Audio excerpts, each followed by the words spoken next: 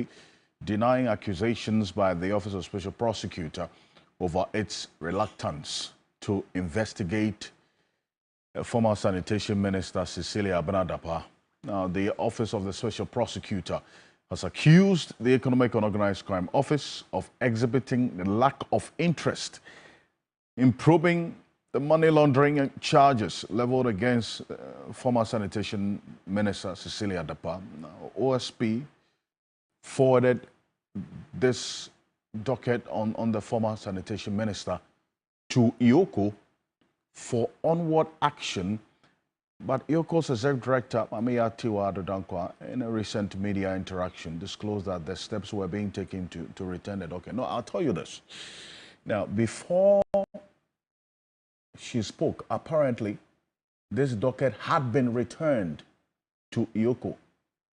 Sorry, that's the special prosecutor, beg your pardon, way before Mamiya Tiwa Dodankwa granted this media interview that the docket will be returned. Now, what does this mean, especially for this case going forward? The fundamental question on the minds of Ghanaians is, what is the source of this money? So we're going to focus on this and not lose sight of this particular one. Because you see, unfortunately, instead of concentrating on the most material aspect of this case, the various agencies and investigative bodies are busy fighting each other. IOCO, OSP, Attorney General's office, this theft war, the unnecessary theft war that we are seeing, when the most important issues about this case have been relegated to the background. But this morning we'll talk about it. We will not be caught in this diversionary tactics of this unnecessary theft war. We'll talk about it this morning. Also coming up, the Supreme Court of Ghana has commenced deliberations on the challenge to the anti-LGBTQ plus legislation passed by Parliament earlier this week. Richard Delasky, lawyer, journalist, was granted permission by the court to contest the continuous bill before the courts, which is yet to reach the presidency. Imposes penalties including imprisonment for individuals identifying as LGBTQ plus or advocating for LGBTQ plus rights. Now, during this court session, as you see on the screen there, which was telecast live, Delasky was granted a request to make amendments to one of the reliefs in the motion for injunction before the courts proceeded to adjourn the case indefinitely. I've had some lawyers who have raised issues with this indefinite adjournment. Now, another item on which we will talk about this morning, in fact, with the happenings in court this week, what does this mean for the future of this case going forward? Is this bill ever going to become law? Because some lawyers who say they don't see this case being completed in court within the next 6 months ahead of us. What does this mean? Because if this bill does not become law, it means that the entire process has to start all over again with the inception of a new parliament on the dawn of January 7th to January 7th. That's the reality. Another issue we'll talk about is the ongoing limited voter registration exercise. A kickstart Tuesday in all 268 districts in this country. The first day of the exercise characterized by power outages and network challenges, but the process appears to be getting smoother by the day. There are issues which, interestingly, the two major political parties have with the Electoral Commission.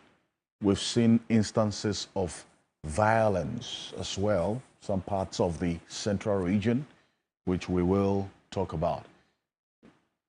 We would end the conversation this morning with the Office of the President denying the Media Foundation for West Africa's request for the full KPMG audit report on the revenue contract between the Ghana Revenue Authority and Strategic Mobilization Ghana Limited.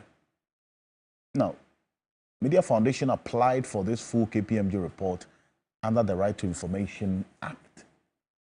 Well, the presidency cited Section 51A and B of the RTI Act, stressing that it has the right to reject the request for information deemed crucial. We will talk about that this morning here on The Key Point. We'll have a number of people joining us, including the person who led the team to investigate this SML GRA deal. Manasseh Azure Awone will be joining my guests in studio this morning to talk about this. As always, you are an integral part of the conversation. Let's hear from you. Whatever happens to this country, we are all going to be either beneficiaries or victims of our own decisions. Welcome to Key Point.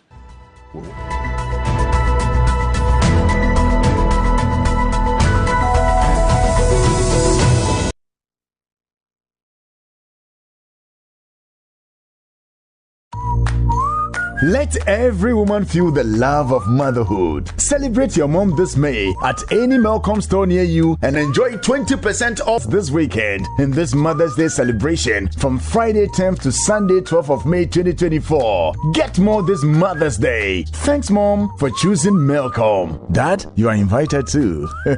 Terms and conditions apply. Melcom, where Ghana shops. The situation we face as a nation has become the tragedy of our own political decisions that we have taken. I can see stress of our economy, and I can see that we're running behind schedule. A leader that will be chosen by the West will be chosen by the nation, and they will be the ones that will donate. They are responsible to put him in a chair. The leader would be indebted to them, ruling a country by the people's wish. Coming to Africa, this same leader goes to the nation, pay them to vote for him. If they do become a president, they feel like they are obliged to take whatever investment.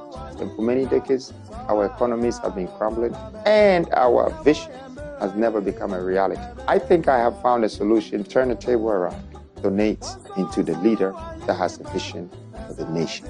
My responsibility is to serve you. Give me the chance and opportunity to serve you. And therefore, we have launched a virtual crowdfunding. Remember, the government does not make the people. The people makes the government. Walk with us on this journey.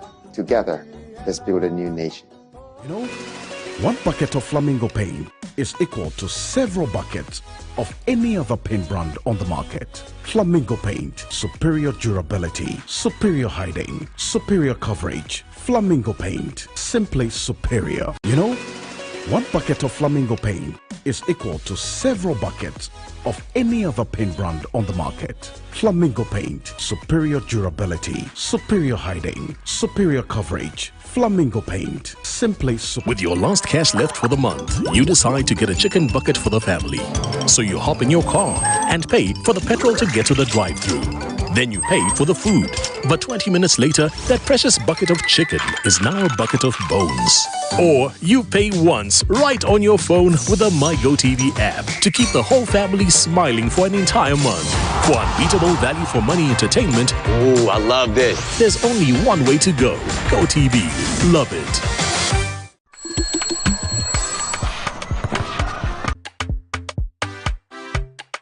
Good afternoon, Auntie. After, darling. One chilled bottle of Nero orange, please. You want the cola, orange, lemon, vino, Nero. Wow. Cola, orange, lemon, vino. I'm gonna feel it cool, it refresh your body.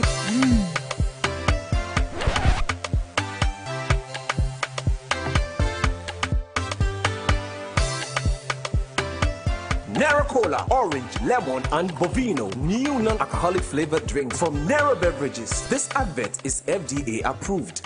just want to tell my mom that I love her. You know, she's been a great mom. Sunday, the 12th of May is the day set aside to celebrate Mother's Day. TV3 and 3FM 92.7 gives you the chance to make it memorable for Mama with the exclusive event Dining with Mama at the plush Tomrick Hotel, East Legon from 1 p.m. Time to celebrate your incredible mothers and mother figures. Win great prizes while enjoying delicious food and drinks, live band music, artist performances, and games. Join us at Dining with Mama on Sunday, May 12th at 1 p.m. Rate is single 350 Ghana cedis and double 600 Ghana cedis. Tickets are available at the front desk of TV3 and Tomrick Hotel, East Legon. For ticket and reservations, please call 0501 565 638 or 0532 200 927. TV3 and 3FM wishes all mothers a happy Mother's Day. Performing live,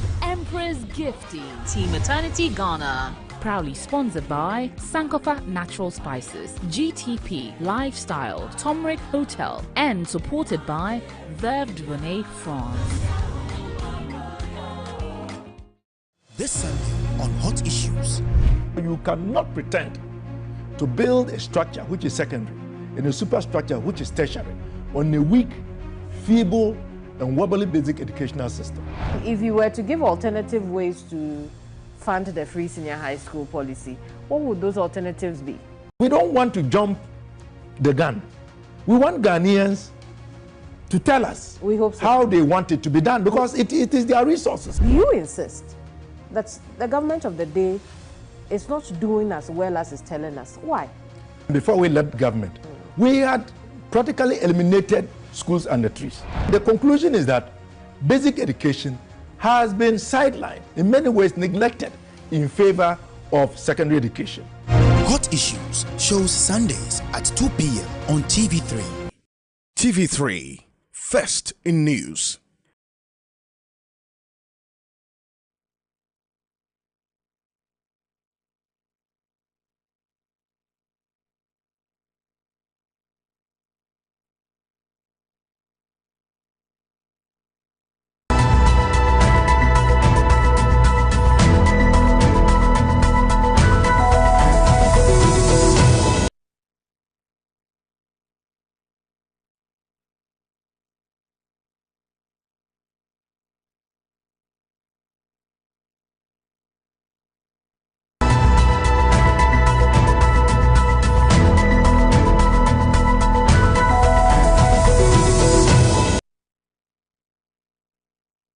The Electoral Commission, which was under scrutiny for registration delays, appeared to have resolved the issues that impacted the initial rollout. The network is also working. We don't have any challenges at now. Today the machines are okay. They are working all right. It's not like yesterday. Today we haven't experienced that issue. I'm hoping that we'll continue like this. The registration process slowed down, and first-time voters could not hide their frustrations over the pace of the exercise. They are delaying too much. That's why. I want it to be fast. To me, it's normal because it's expected that things will obviously be slow. If the computers are there, they are not enough. If they are there too, there's a problem with the systems. They are there relaxing, some pressing their phones and stuff. Like by now, crowd should be out of here because, we the businessmen, we don't like wasting time at one place. The exercise was truncated due to recurring system issues. A member of the Electoral Commission, Reverend Ikuya Boateng, prayed for the proper functioning of registration machines and connectivity while praying for party representatives. We pray for the machines that we are using here. We pray for connectivity.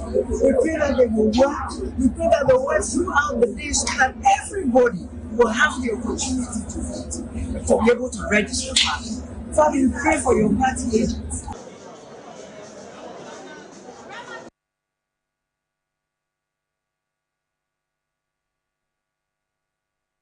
Once you finish the register of returning officers and deputies, you then provide the names and photographs to political parties. And they have every right, and I did say that, to object to the names of people who they believe are partisan. So this has always been the process. So the names have been presented as we speak. We've got 2 petitions from the MPP and the NDC rejecting to certain names on the list. But this is not uncommon. It's something that happens always. And as I mentioned, an investigation will be conducted, and if the allegations are found to be true, those persons would be removed from the list. So that is, as far as we are concerned, any objection, the parties have the right to place it. And so we hope that they will, if they are legitimate claims. And as mentioned, we will investigate it and take action thereafter. The Electoral Commission must improve on its system of registration. Obviously, if we are all talking about network failures, then I'm not sure that they will be able to complete on schedule. The frustrations, the delays must be addressed. So I'm urging the Electoral Commission to ensure that they have a backup system. We are told that previously they used to have a system where even when the network was down, they had an offline system which was readily available for registration, so that when the system comes up, it picks immediately.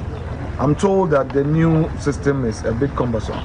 So if they can work at it and ensure that they have an effective offline system which would allow for registration even when the network is down, it will help, because as it is, the frustrations are one too many, and I would encourage the Electoral Commission to live up to expectation, to identify these challenges and nip them in the bud.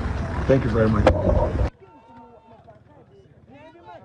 All these persons you're seeing there are first-time voters who are very eager to register. In fact, the Ghana Education Service also gave senior high school students who are eligible to register that opportunity to do so with a 3 to 4 day period. As to whether all of them have been able to do it is another matter altogether, because of all of these network challenges and then also DUMSO as well that affected the registration process when it started. I want to start the journey this morning on this national discourse with this matter of the limited voter registration exercise, because we've seen issues apart from the network challenges and also the issues related to this DUMSO and so on. We've actually had cases of alleged minors being registered somewhere in the northern region. As we go on the conversation, I'll show you the pictures of these people who were registered. Maybe just their pictures may not tell the story of their age, but it's very interesting, the justification that was given as to how they turned 18 with those kinds of images. So we would have a conversation on that. Joining me in studio is Member of Parliament for the Boem constituency, the Honorable Kofi Adams. It's a member of a number of committees of this 8th Parliament. It's good to have you, Kofi Adams. Good morning. Good morning. Thank you very much for coming. Also, Martin Bibu is one of the foremost human rights lawyers we have in this country and the leader of one of the individual bondholder groups, and also the convener of the Kumi Prekun Reloaded demonstration, Martin Luther Bibu. Good morning. Your brain is Luther. Thank you. Yeah, it's good to be here. Yeah. Times are hard though. Hey, you know, yesterday my lights went out and I was like, this DUMSO. No, but it's terrible. The president said it's over. I don't know. Perhaps he's talking about mass, not Ghana. And yesterday wasn't the only day. Earlier in the day, I have people in other parts of Accra, Abeka, La Paz area, where the lights had gone off, etc. You know, it's a shame, eh? So, after all the grandstanding. In a way. In fact, you're not alone in this. And last night we had a number of people reaching us, so many parts of the country, that the lights also went off Also joining us is the government spokesperson on governance and security, Dr. Palgrave Boachidankwa. Good morning. Thank you so much for joining us. Good morning, and thank you for having me. It's good to be here. It's good to be joined and sandwiched by comrades and professors and lawyers. I was thinking that Martin would be home joining online, so that when his network becomes challenging, we can continue the conversation. Likewise with Prof. Congrats, you've graduated. Yes, I actually am graduating next month. Oh, okay. I'm done with everything. Okay, you've been, okay. Thank you. Good, Thank you so much. Yeah. But you didn't sleep in Dumso, did you? Oh, well, I haven't seen aspects of Dumso within the environment where I live, but I know that there are people that are going through some challenges with the power fluctuations. So it's not over yet? I'm not too sure we are out of the woods. Yes, I'm not too sure we are out of the woods. I'm very certain that this morning's conversation would be a very truthful, honest, revealing and sticking to the realities on the ground on how government is seeking to solve a lot of the teething challenges, and also talk about a lot of the growth and successes that government has struck. Indeed. Truthful and honest conversation. That's exactly what we do here on Key Point. Truthful and honest. So who has been briefing the president? The president. Really? Who has been briefing the president about this Dumso situation? That's another matter that we'll come to. Maybe the president doesn't want to be truthful and honest. Truthfulness and honesty is our key, qualities of this conversation that we have every Saturday on Key Point. So really, and that's why we have Professor Ransford Jampo as well, who tops it all up with those qualities. He is a professor of political science at the University of Ghana. Is written widely about truth and honesty in governance. Professor Ransford Jampo, good morning. Welcome. Morning. Thanks for having me. I think the attempt to describe Dumso as anything else other than Dumso is a blatant insult to the intelligence and sensibilities of Ghanaians, who are only looking for their lives to be switched on. And I'm wondering why anybody would do this deliberately against, anybody would do this to cause more disaffection for the steer-seeking Dr. Baumia. If it is Dumso, it is Dumso. Why are you describing it in another term? I don't want to mention that terminology, but we just want our lights on. Okay, whether it is Dumso or Dumcc, the light is off. And so you sleep in darkness and somebody tells you that it is not Dumso. How do you feel if you are hungry and a politician tells you that no, you are not hungry, you are satisfied? How does it feel? It is an insult to the intelligence and sensibilities of the good people of Ghana. And I'm wondering why anybody would do this to deliberately cause more disaffection for the steer-seeking Dr. Mahmoud Baumia. I don't see why we should do this to ourselves. You say somebody's deliberately doing it. It is deliberate, but it is deliberate because if the light is on, it is so. If it is off, it is doom. And that is what we have, over the years, come to know. So to describe power outages and power owning and all that as anything else, and you say we are Dumso means Dumcc means we are repair, and we don't know. I'm told that in certain villages, anytime the power goes off, people go around the transformer to see whether truly something is being repaired. And the whole day nothing gets repaired, and then the power comes on after 2 days or something.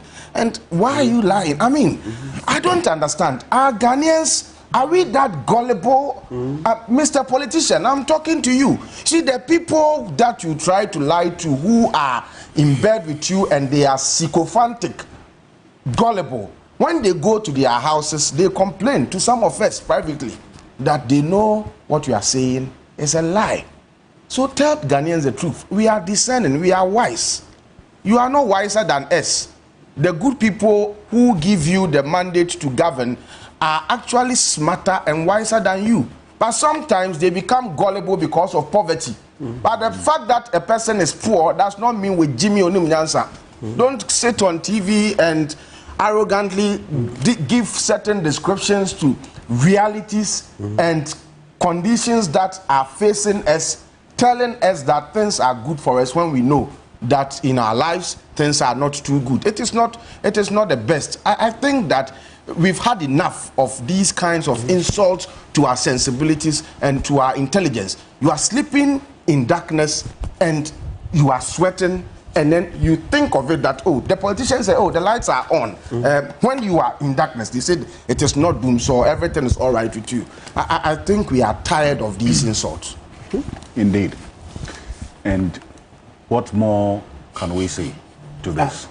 Baumia is in charge of the cash waterfall mechanism, and he didn't manage it well. That's how come we never found money to buy fuel. So Baumia is directly responsible for the doomsday. To cap it all, directly responsible for the doomsday. This $190 million Millennium Challenge Corporation compact that we were to get to even improve the situation with respect to distribution has been taken away by the U.S. So there's a lot that we need to be thinking about if we have to deal with this situation.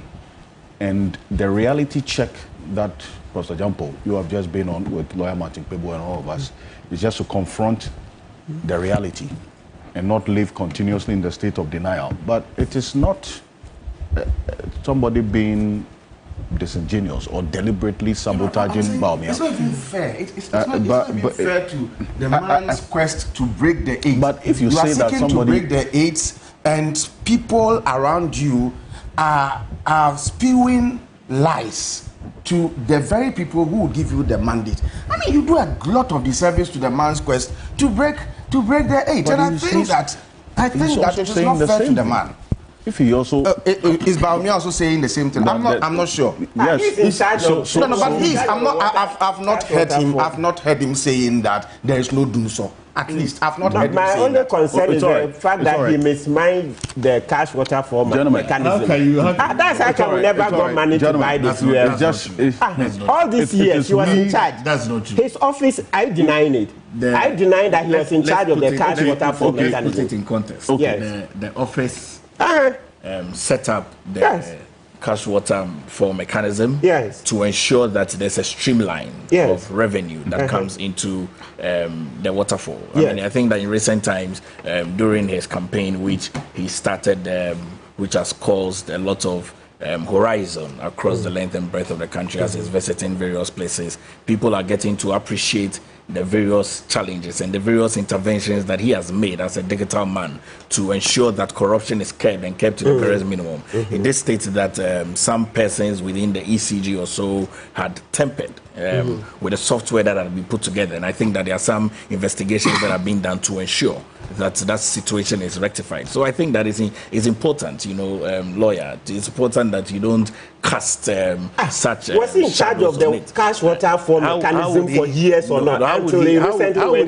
would he be in charge of the I have minutes here. You see, Professor Edu, people in his office that he's delegate. I deny, let's be very clear. I deny that Baumia was not in charge of the cash waterfall mechanism. You see, when a government Alfred, I thought that.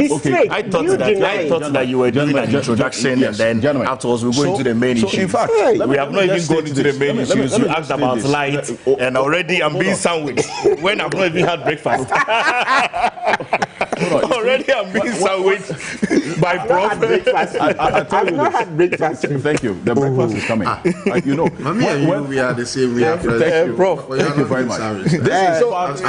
Baumia hasn't said there is no. What the reality is that this program talks about the realities of the people.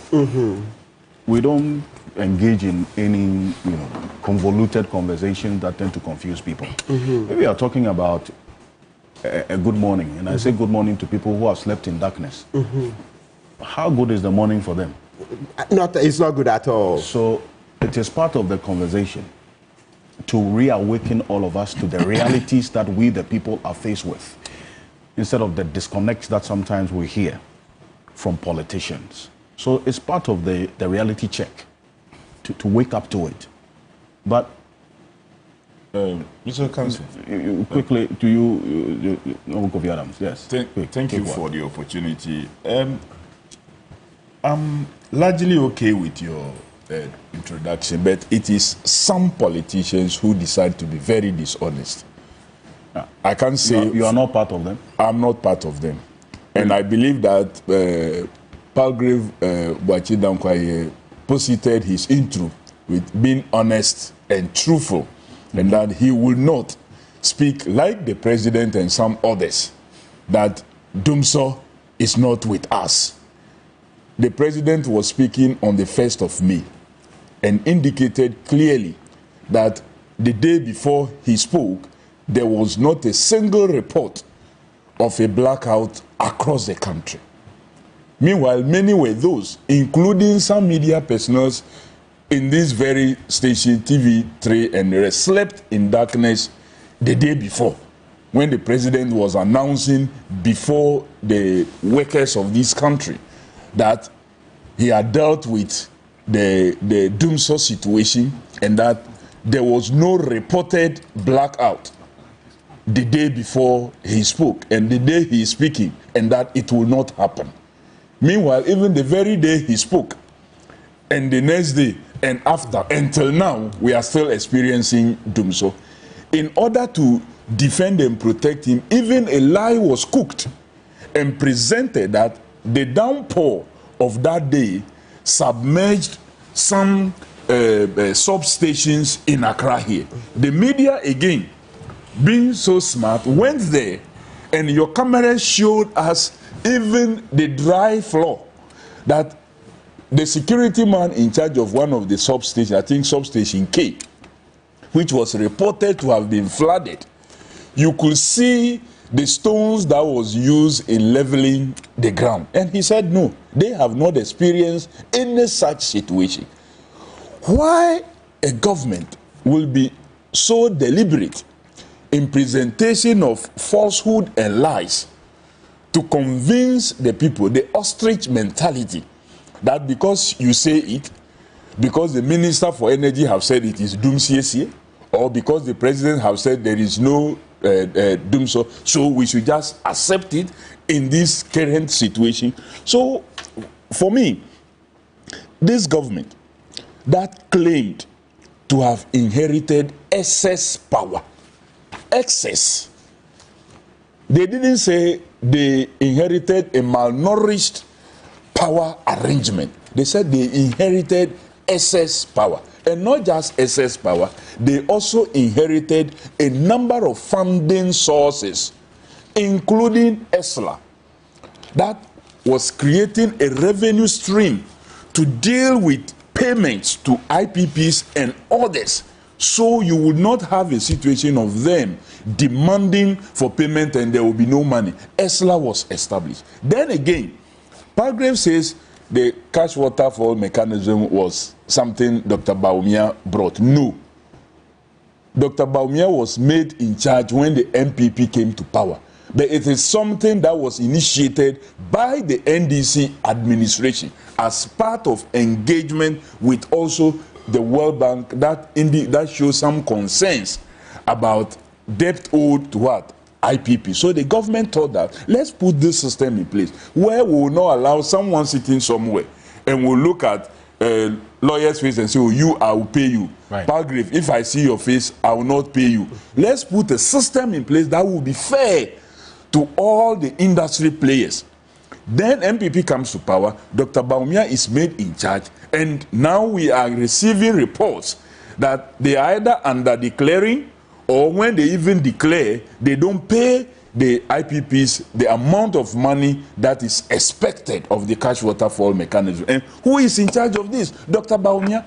Are you also aware that the PDS that we've lost, the $190 million, it was the same Dr. Bawumia who chaired the committee that looked into the whole PDS system, that changed all manner of things, which resulted in Minister Amewu declaring the whole process as fraudulent and what have you. It was the same Dr. Mahmoud Bawumia, who chaired the committee. Yes. Then, have you also forgotten the energy minister who was first sacked, Boache Jako, said the Ameri Innovation deal, and that every preparation that he did, he called Dr. Bawumia whilst he was in Tamale. His ADC said he was on stage and requested that he get in touch with him.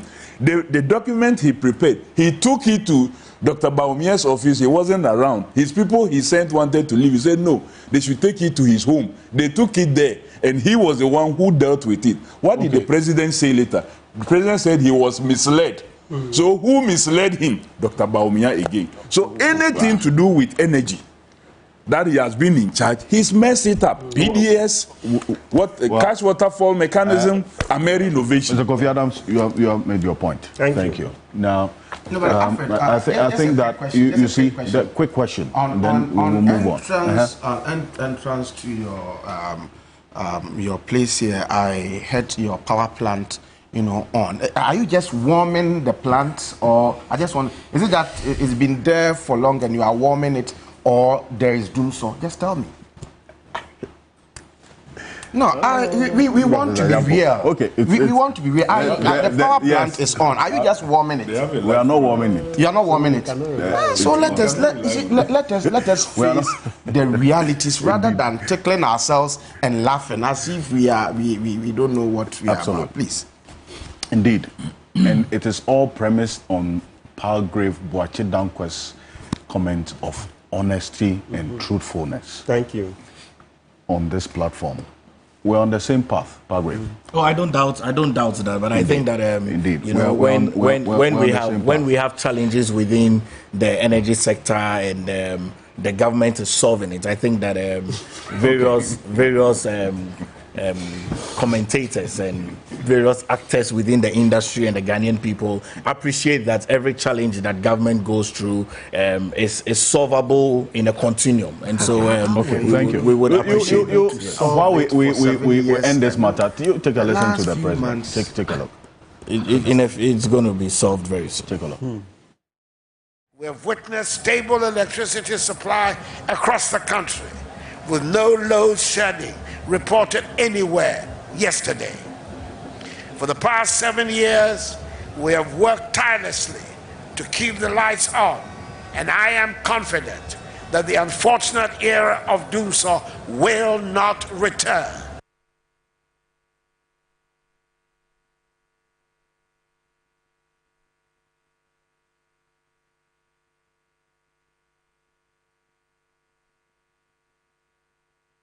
That's the president. This was on May Day celebration, saying this, that the day before, which was the 30th of April, no load shedding. So in the spirit of truth and honesty, then somebody must be deceiving the president, or the president is deceiving us. Or the president is deceiving us. Deceiving that's what us. Yes. You see, no. Anyway. And if Itaku was fired for misleading him, and now nobody has been fired, then it means the president is the one deceiving us. But you see, this matter, it leads us into the limited voter registration exercise, because there were some centers that suffered dumso. Yeah. That affected the registration process, alongside the issues of technical challenges and so on. You monitored the process. At least you've been to your constituency. Sure. What did you observe quickly? Well, and then let's move on. Mr. Ocansey, thank you for the opportunity once again. And in dealing with this whole registration exercise, starting with power, I was talking about the government's presentation of falsehood as information that we should work with. I want to zero in on the EC itself, because as part of the preparation towards this registration exercise, the EC made us aware that they have purchased enough gensets to power all their registration centers. This was the statement that was put out by the chairperson of the commission, that they have secured generators, and some of us were even worried that why secure these many generators. But on the second thought, we said, well, this is a commission that doesn't want to fail the people. So if they have this arrangement in place, that is excellent. The day came, and in many centers, either MPs or parliamentary candidates have to be called upon by the EC officers, not like they on their own. They were called upon by EC to provide generators to enable them power the registration centers in order to register persons who have queued ready for registration. So some of these centers initially didn't even know of the failure, the functionality of their BVR kits, because they didn't have power. So their first headache was to deal with the issue of what? Power. So when the power situation was solved through the provision of what? Generators, then it now go to the functionality of what? The biometric voter registration devices. Either they didn't have the activation codes which will be available to activate the BVR machines so they can start registration. So the question is, how prepared was the Electoral Commission and its IT unit for this registration exercise? You know that your BVR kits will not function without activation. You also know that a code is needed to be able to activate these machines. Now you send the machines and you don't send the activation codes.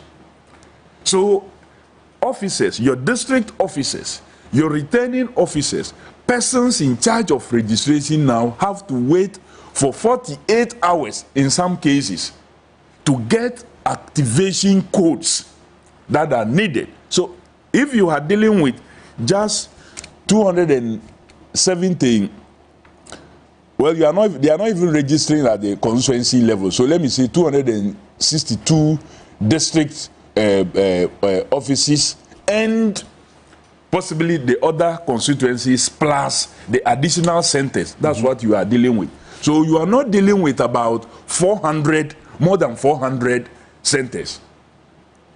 And its management is faced with all these troubles. You can imagine what will happen if you have to deploy to about 40,000 centers.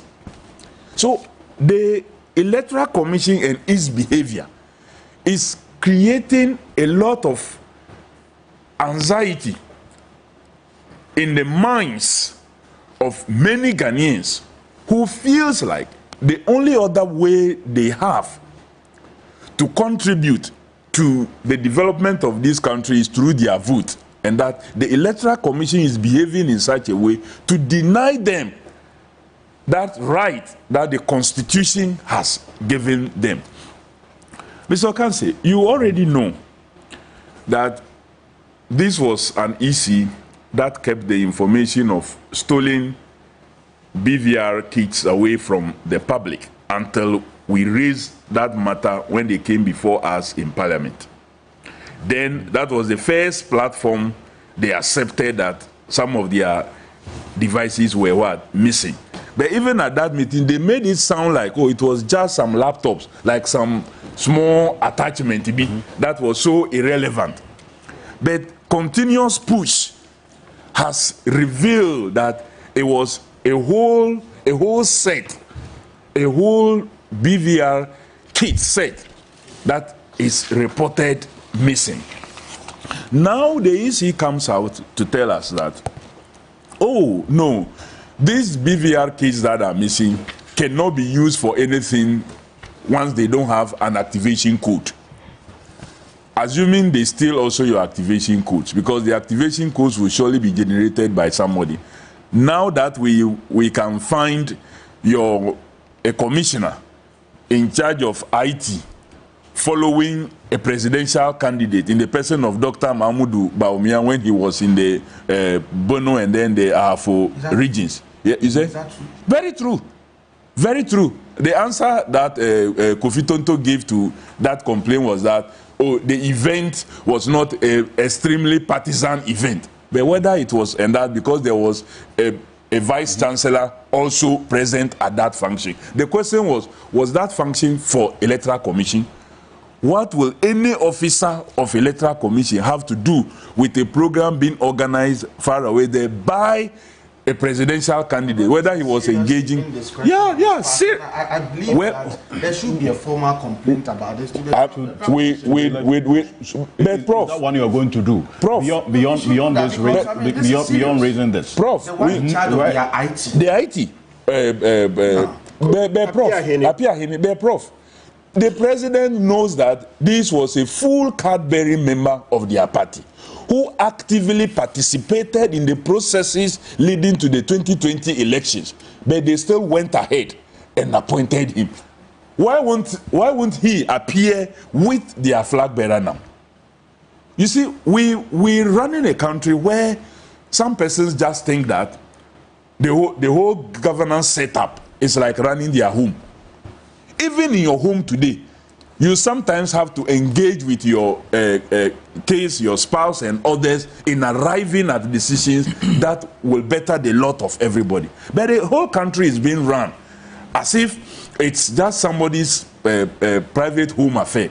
But getting back, so this matter, beyond raising it on this platform, are you going to file an official complaint to the commission on this? I believe that the party will surely do that. Okay. The party will surely do it, because it's a matter that have just come up and then it is ongoing. So surely the party will surely do that. So you now tell us that without activation codes, these stolen or missing BVRs could not be used for anything.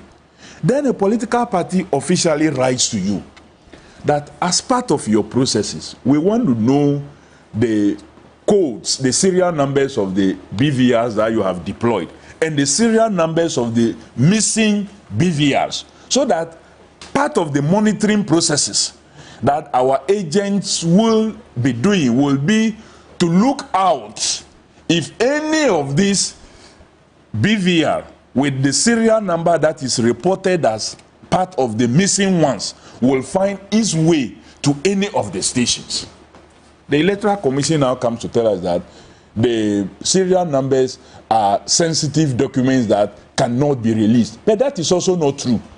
What do you mean by it's not true? It's not true because as part of... They give a number of reasons, and we will put those reasons on the screen as we go on. Well, they say it would compromise the security and integrity of the kits. That's... Mr. Ocansey, you say it's not true. Mr. Ocansey, as part of the reporting mechanisms, which must be witnessed by agents at the polling station, the form that they are supposed to fill every morning includes the serial numbers of the BVRs that they will be using for, or that is available at the registration center. And at the end of the day, they will indicate which of these BVRs with which serial numbers were used. So this is information that is already available to our agents at the registration point, that if you want, you can get there. We only wanted officially the EC to communicate with us and to also give indication as to the serial numbers of the BVRs that were missing. Then they chose now to tell us, the same persons who said stolen BVR kits without activation codes is nothing to worry about, now comes to tell us that the submission of serial numbers of BVRs to a registered political party, a political party that have participated in every elections, every public elections that a political party is supposed to participate in the Fourth Republic, including the 1992 parliamentary elections. At least the MPP boycotted that elections. We have participated in every public elections conducted by the EC in this country in the Fourth Republic.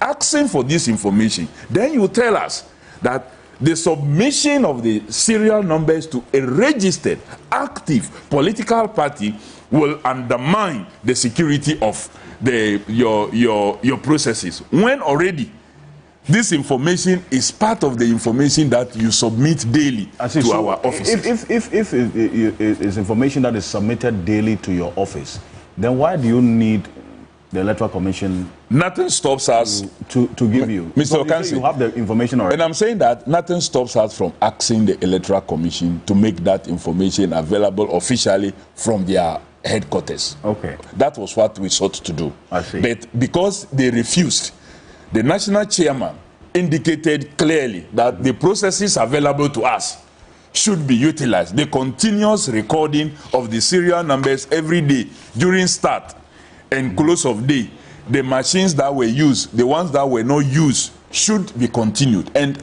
as a result of that, as a party, we have all this information. Again, through our own investigative processes, we have been able to locate and to have knowledge of the serial numbers of the missing or the so-called stolen, the stolen or the so-called missing BVRs. You have the serial numbers? Yeah, we have the serial numbers. Where did you get it from? Oh, why? You want me to come and disclose where we got it from here? So we just want to tell anybody listening to us now or watching us who may be part of a game to introduce those machines with those serial numbers into the system that we already are very much aware, and it will not happen.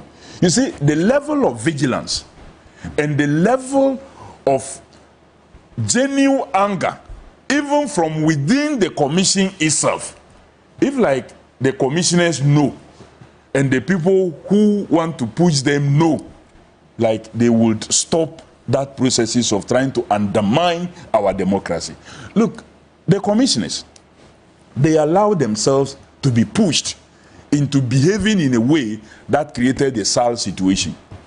If the commissioners had followed their own thinking and their own mind, and they have allowed the process to travel, in 2020, election material had been packaged for the people of SAL to also participate in both presidential and parliamentary elections. But somebody pushed the commission, because the commission in its own mind printed material, sent the material, packed the material, sealed the material, and was ready to dispatch the material to voting centers. But the night before the voting, someone pressed a knob somewhere, and the Electoral Commission, who have been thinking all this while may be right, decided to change their thinking and issued a statement signed as commission, asking the whole of the SAL area not to participate in the parliamentary elections. They did that, and they know the consequences. One day they will answer for it. That matter is not ended. They will answer for it one day. So for temporal and permanent staff of EC who want to participate in any agenda to undermine the process, they should know they will be caught. Okay. And when they are caught, they will answer for it. Automatically, they will answer for it. But continuing, rounding up. Well, maybe you will give me. You see, one other area that is of so much worry is for me the active participation and connivance of some security persons and agencies in this whole registration security exercise. Personnel? Yes. Conniving? Yes. With who? And I'll give you an example, including my constituency. I see. My constituency is a constituency that bordered Togo in the eastern side. There we have a long borderline. I don't have a problem if immigration operates. They want to operate effectively on the borderline, because personally I have been interested, and so I have spoken to the National Signal Bureau even to see how they can improve network in those lines to enable the performance of the duties of these immigration officials. And I've taken them to spots where immigration operates, because I think that they must have proper network to be able to communicate with the center. That is how much I care about providing such security. But to now move in persons from Accra and other areas who have not been operating in that area, who don't know the geography of the area, and to now be mounting barriers even within the towns And you know what they do? You are moving either in a group coming towards the district capital, whether to transact any business or to even register. They will stop you. They will check your documentation. If you don't have a Ghana card, they say go back. Meanwhile, beyond where you have established your barrier is 3 electoral areas. In Suta East, in Suta West, and Odome electoral area. These 3 electoral areas have polling stations beyond where you have established your so-called checkpoint. And so communities in those areas will necessarily have to travel from beyond you, come through your checkpoint before getting to the district capital. Why on earth will any serious immigration officer decide that you will only allow persons holding Ghana card to cross such a checkpoint, to be able to access the municipal capital or the EC district office where they can have their registration done? Because it's not every Ghanaian that have the Ghana card. That is why the Electoral Commission itself has made provision for the guarantor system. That if you don't have the Ghana card and somebody has to what? Vouch for you, 2 persons. Because they know there will be persons to register without a Ghana card. So for immigration officers, especially the new ones who have been sent, luckily, my persons have been able to capture images of persons who are doing this. And I want to use this medium to send a message to the Comptroller General and his officers to ring their people in order, because it is not only in my area that this will be happening. Right. It may be happening in many other areas. That their participation in this process should be to help us reach a level that we can all say that we are satisfied. But for them to have a participation where they intimidate and send Ghanaians away, no. And this whole idea about busing, we must understand busing as... Well, that was one of the other concerns, because there was instances where you, the MPs, were accused, not you personally, the MPs on both sides were accused of busing people from one constituency to another where they don't even belong to come and register, show up your numbers. How do you justify this busing? Yes, a busing where you move people who don't hail from or reside in a particular constituency to come and register is criminal and illegal. Busing where, for example, like GES itself decided that they were giving students a 4-day break to enable them go and register. Students who, for example, if they come from Ebuakwa North and maybe they are attending school in, say, Achimota, and they have been given break, and Palgrave decides that he is picking them from Achimota to Ebuakwa North so they can register, because come December 7th, they will not be in Achimota. That cannot be described as a criminal or illegal busing. They may be in a bus, all right, together as a group, but that is not the busing that is of concern to all of us, and that must be of concern to all of us, because you are taking them to their rightful places. Or, in the case of my constituency, a very rural constituency where there is no proper means of transport from many parts. And so, if you have to move these persons, an arrangement have to be put in place, because you have communities where vehicle goes there only once in a week to go and pick persons on market days. So to move people from such area, there must be proper arrangement.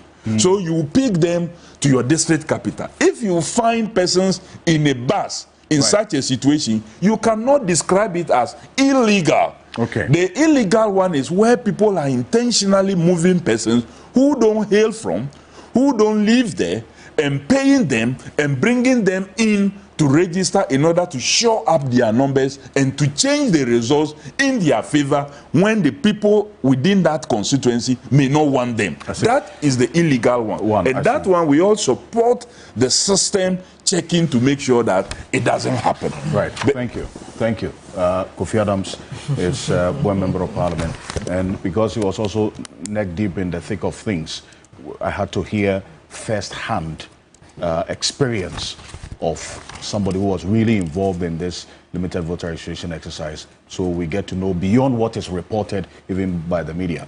But as you requested of these serial numbers of the BVRs being used for the registration exercise from the Electoral Commission, you have indicated that even though the Electoral Commission denied you these serial numbers, you have the serial numbers. You found ways to get it.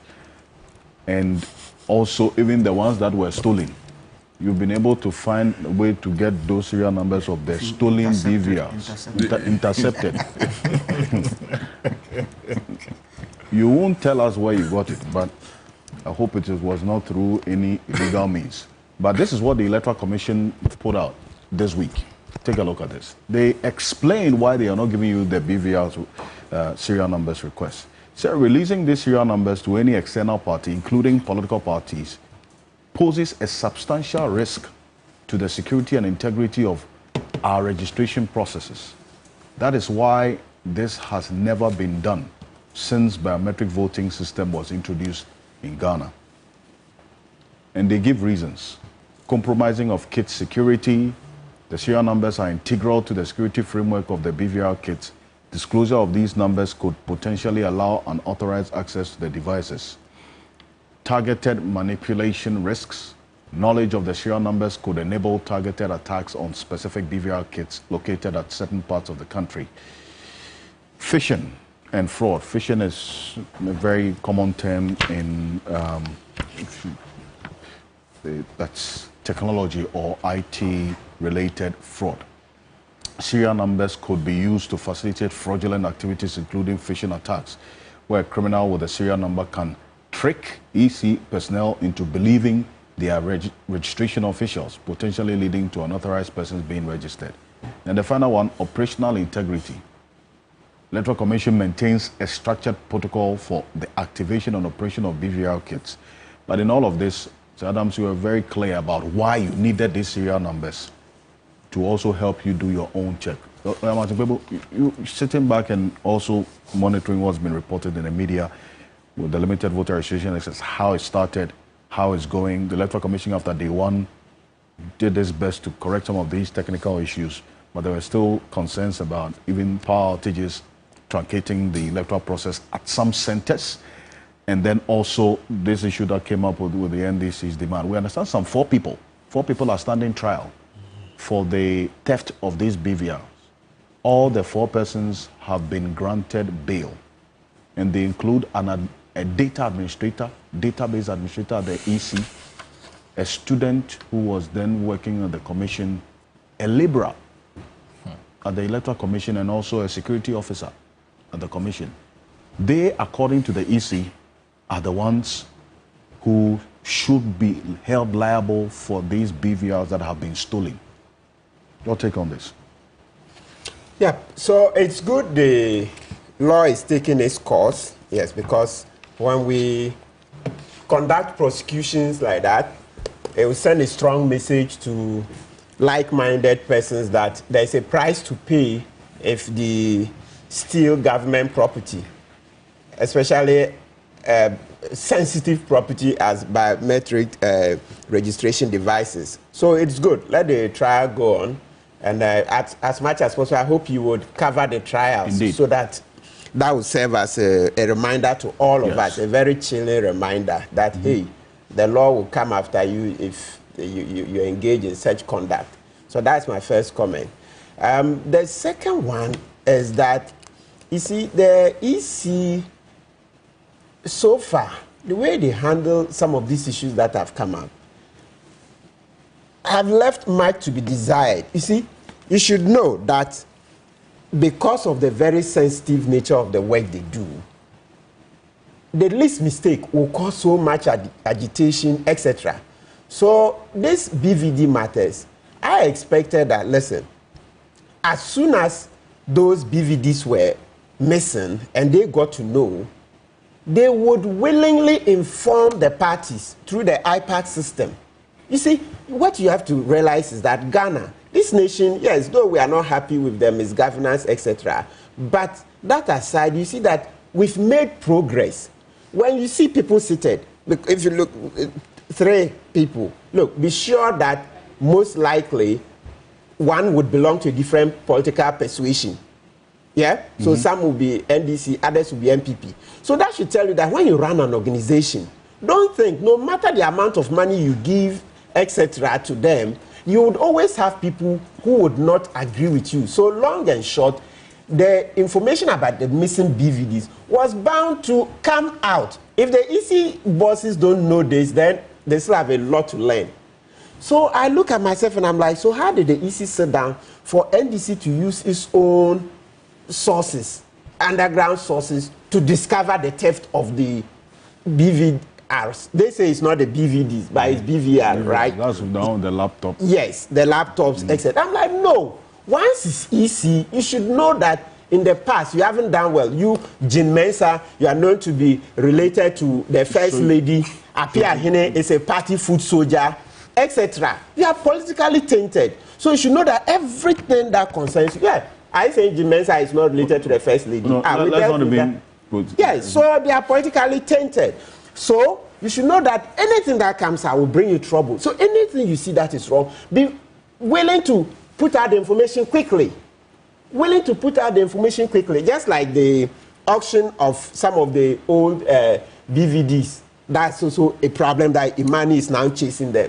I'm like, yes. They say they publish the auction in the newspapers. Nowadays, how many people read newspapers? You know you have critical stakeholders. So if you want to do an auction, apart from the newspaper publication, find a way to draw the attention of your critics, the CSOs, that, oh, we'll be doing this. In case you haven't seen the newspaper publication, please, this is what is going to happen. That way you solve a lot of problems. So you see that we need a lot of foresight, You should be able to anticipate problems. If you're a boss and your anticipation is low, then sorry, you are not in the right position. You should always be able to anticipate. And this one is no brainer. It's just like the way the handlers of the economy, Baumia and Kufuado, didn't know that, look, the Ghanaian economy, after every 3 years, latest by the 4th year, the economy comes under challenges. Either cocoa will not do well, or gold will not do well, or another problem. It's been like that. That's how come we've gone to the IMF before they came about 16 times. So when you come and sit and you cannot anticipate, you don't study the trends, and then you still do business as usual like that, then it tells me that you don't have the right mindset. Your anticipation is low. You have no foresight. And it's not hindsight that we use to lead people. We use foresight. As for hindsight, in law, there's a popular saying that it's the foresight of a reasonable man that is used in determining liability when it comes to people's tortious conduct. It's the foresight of a reasonable man. Yeah, the foresight of a reasonable. That's what we use. So in law, we are always concerned with foresight. So if yours is hindsight, as with a fool also has this in hindsight. The underscoring factor there is the reasonableness of the man. Yes. Yes. That makes the foresight even one that you take into consideration. Good. So we're always interested in foresight. So if you are always interested in hindsight, then sorry, you can't be a leader. And that's how can they turned out to be very poor leaders, right? Very, very poor, very shambolic, right? So how can the commission even deal with this? Yeah, so look, I think they should call the parties. It's not late. Look, they can say, you know what? We've seen that so far, the manner in which we are managing these affairs, it's not the best. You see, Jim Mensa finally was forced to re-invite the NDC after all that. You know, earlier this year, Church was advised to re-invite NDC to the IPAC. You know, at a point, they thought they could go on without NDC. Mr. Paul Graves, am I lying? She had to tell NDC that, oh, we've missed you, come back. I said, you go talk through. So it's not late. Listen. Eat humble pie. You are Jim Mensa, listen, you are not the most intelligent woman in Ghana. You are not in that office because you are the most intelligent. It's your political affiliation. So if you forget that and you think because you are in office you can do anything, right now we have 7 months. Your predecessor, Charlotte Osei, was booted out because of procurement breaches. You think you will survive long after this government is out of office? You are likely to suffer the same fate. So even that brings up another issue altogether about the independence of the commission itself. Yeah. So if this is another conversation we'll have another day. But the issue that you've just talked about is bigger than even the concerns raised. You know. So Palgrave, I know you've also been monitoring this process as well. to the extent that you also had issues, and I'm talking about not just you as an individual, I'm talking about the party that you represent, had issues with technical challenges and so on. Have the measures that have been put in place addressed the concerns that you had fully? Yeah, so Alfred, I think that the EC can do a lot more better, because you see, we've had a journey over these years, and I think that the biometric system was introduced in the 2012 election. So this would be maybe about the 4th time that we are going to be using the biometric system in our voting processes. And this is our 9th election. The 2024 general election is a very important election for the New Patriotic Party. It's a very important election for the Ghanaian people. And I'm very certain that the EC must do a lot more work. I mean, you are aware that you're targeting close to about 623,000 eligible persons that are supposed to be registered beyond those that were registered during the limited registration sometime last year, which were about 450,000. And it's important that if you are aware that you're going to be recording these numbers of young people that are turning 18 over the period since the last registration, you have all the technical tools together. And I don't think that as a party, a New Patriotic Party, we would want the EC to jeopardize the integrity of the 2024 general election, because it's a very, very important election for us as a political party. And I will add my voice to all the initial challenges that they have had. I think that they should have prepared very well to ensure that we have very minimal challenges. The very first day when the processes began, there were technical hitches, their softwares were not working, some centers began at about 12 o'clock, and all of these challenges, I think that it should be some things of the past. So I would expect that the EC is up and doing. The EC is able to ensure that all these persons in the various centers, 1,053 registration centers across all the 268 district offices, and the additional offices that they have agreed with the different political parties to add on, close to about 785 additional centers. I would expect that the EC is really up and doing. We do not want to see any electoral commission officer being involved in any act that would affect the integrity of the 2024 general election, and also affect the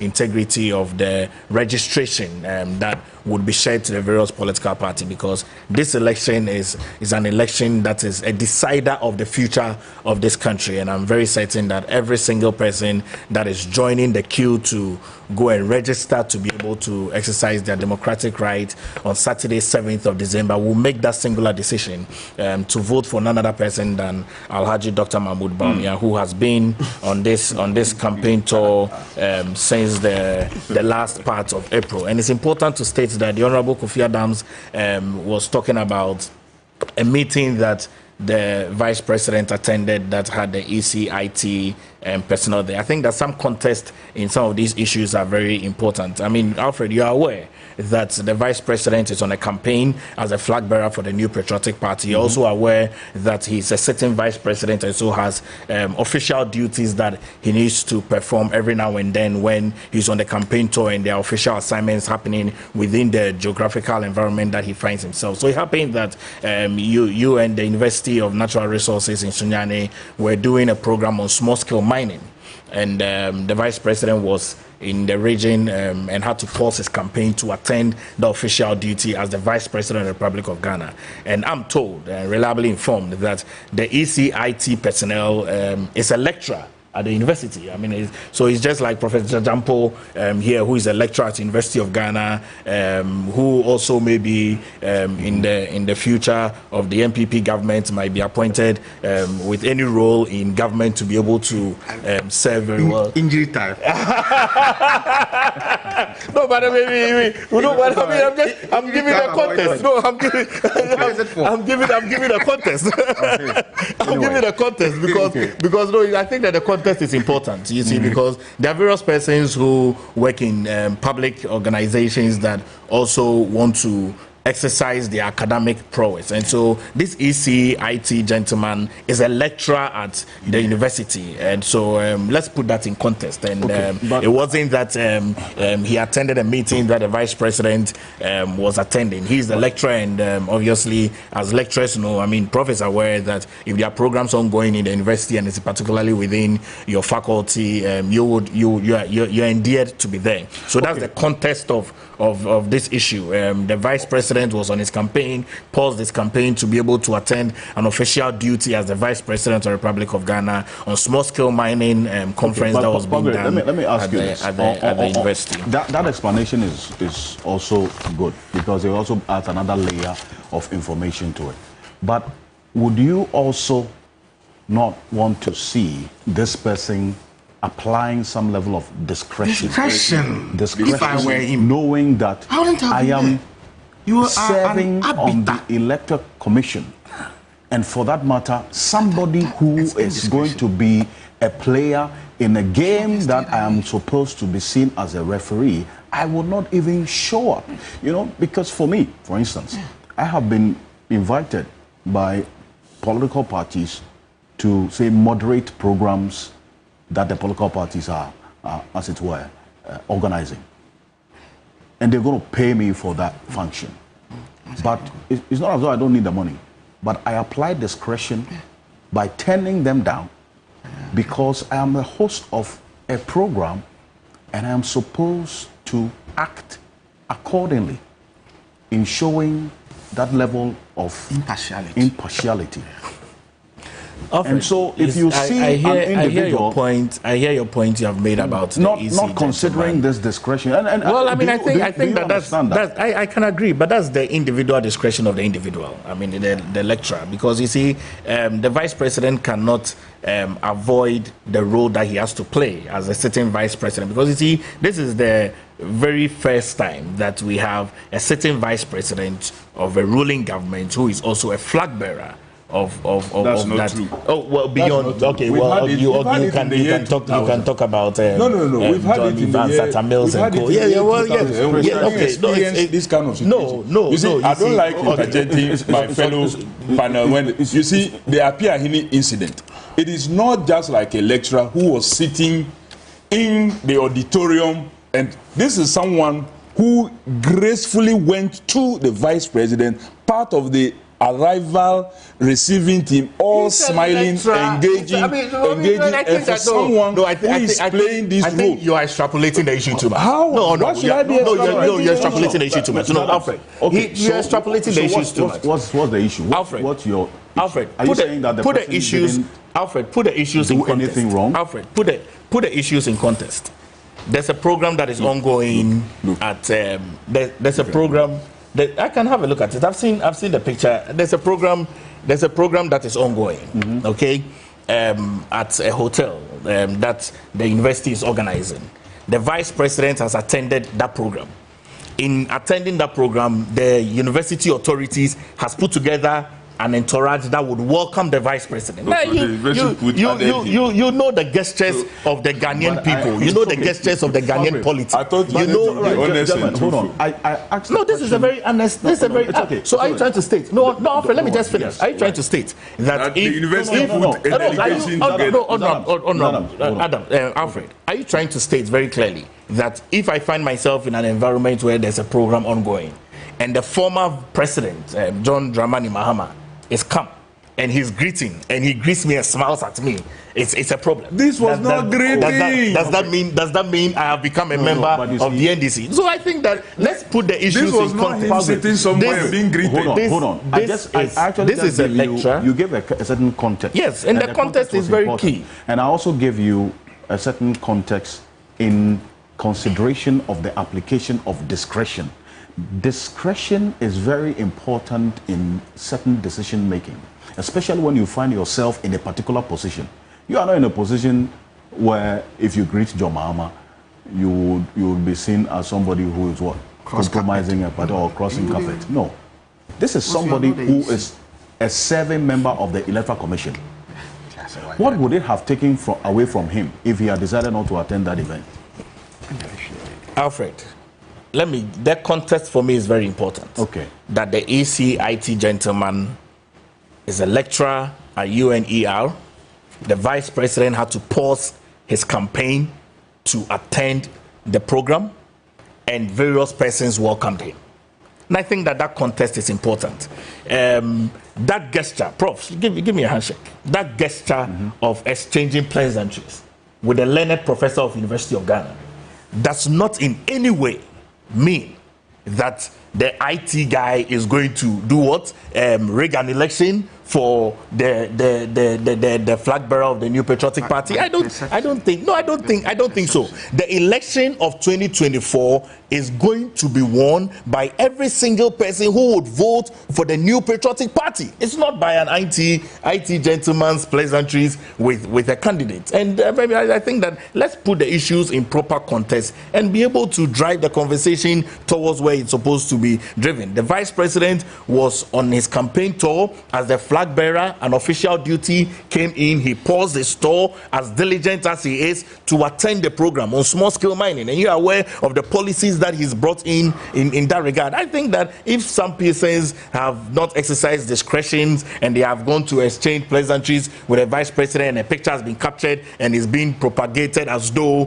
that pleasantries that has been exchanged is going to make the vice president and the flag bearer of the New Patriotic Party win the election. No. The vice president and the flag bearer of the New Patriotic Party is campaigning 5 times harder than the former president John Dramani Mahama. And I'm very certain, I'm in no doubt in my mind, that from the time when the campaign was launched, from going to Eastern region, from going to Western region, from going to Ahafo, Bono, exchanging pleasantries with traders, market women, young people, religious leaders, chiefs, mechanics, I'm in no doubt in my mind that the extraordinary policies that the flag bearer of the New Patriotic Party, Alhaji Dr. Mahmoud Bawumia, is putting out will endear many young people and many Ghanaians to vote for him, none other.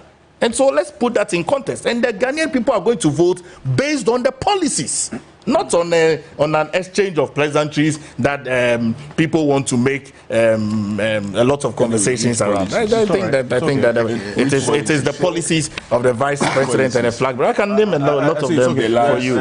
I can name a lot of them for you. So that to state that for me, the Electoral Commission, we in the New Patriotic Party would expect the Electoral Commission to ensure that many people are not disenfranchised with the processes of registering to vote in the 7th December general election. It's also important to hammer a little bit more on what Honorable Kofi Adams said with security persons. If it is true that security persons are stopping people without Ghana card to be able to, I think that, you see, we need to ensure that no one is disenfranchised. No one.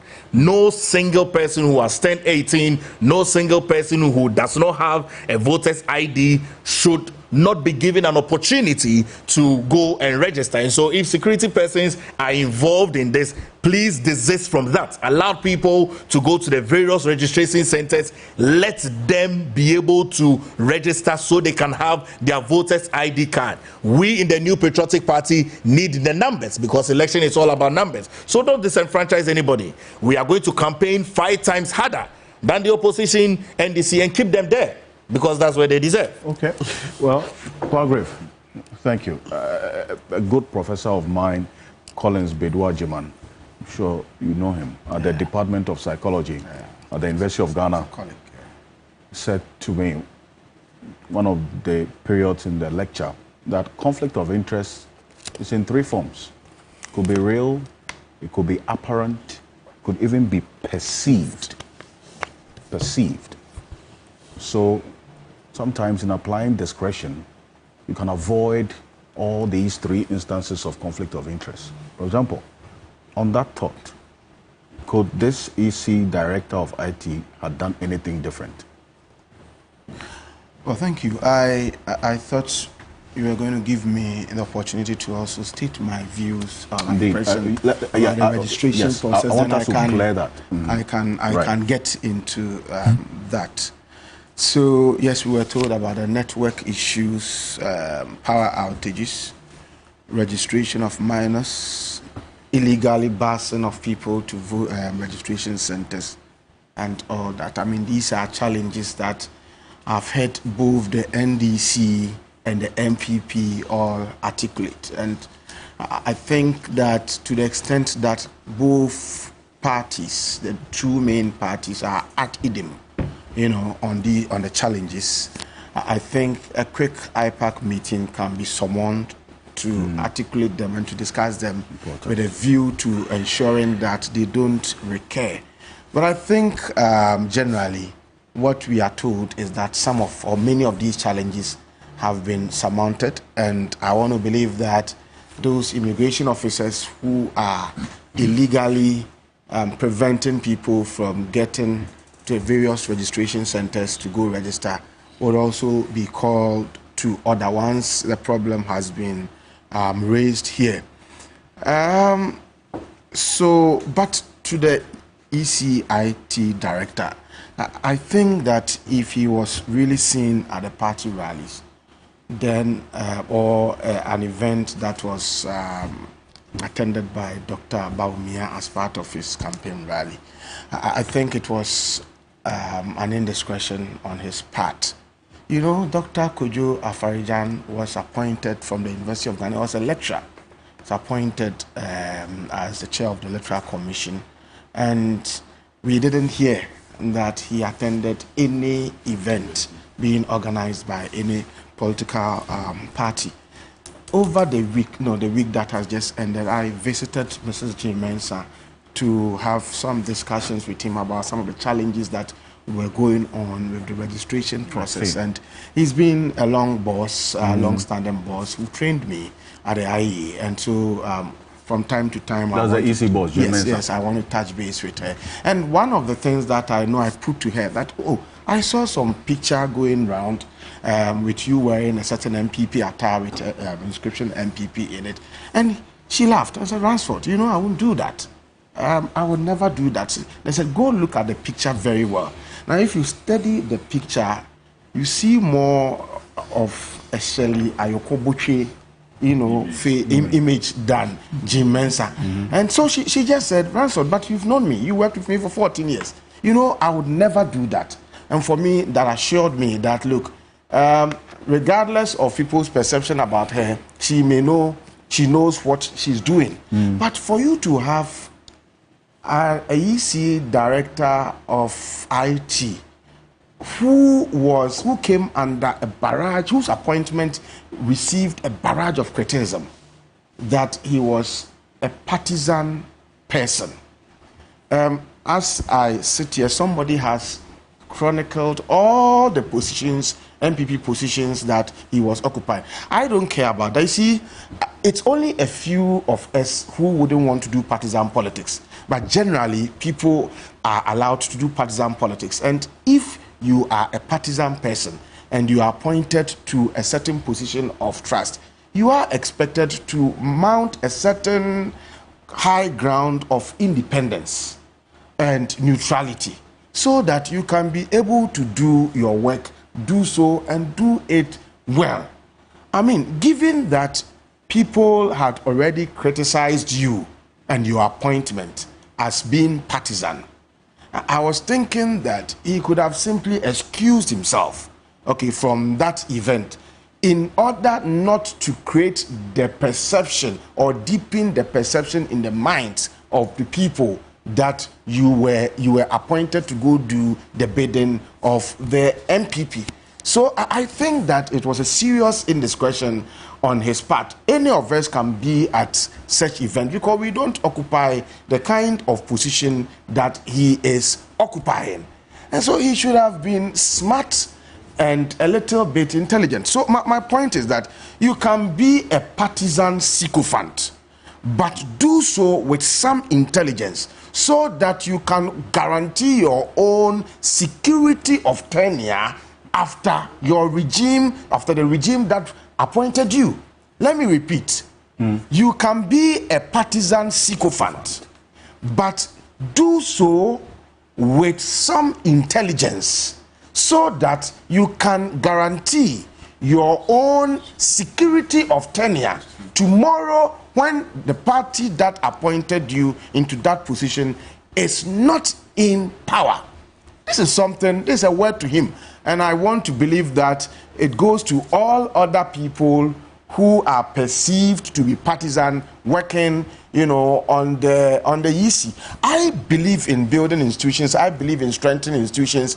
I do not think that the way to go would be that every now and then when regime changes, we change leaders, we change people, appointees and all that. But I will support any attempt at desilting some of these key institutions and ridding them of people who are overly partisan and wouldn't want to assert any level of neutrality and impartiality in their work. You see, when we say we talk about the independence of the Electoral Commission, we are not saying that only laws must exist to make them independent.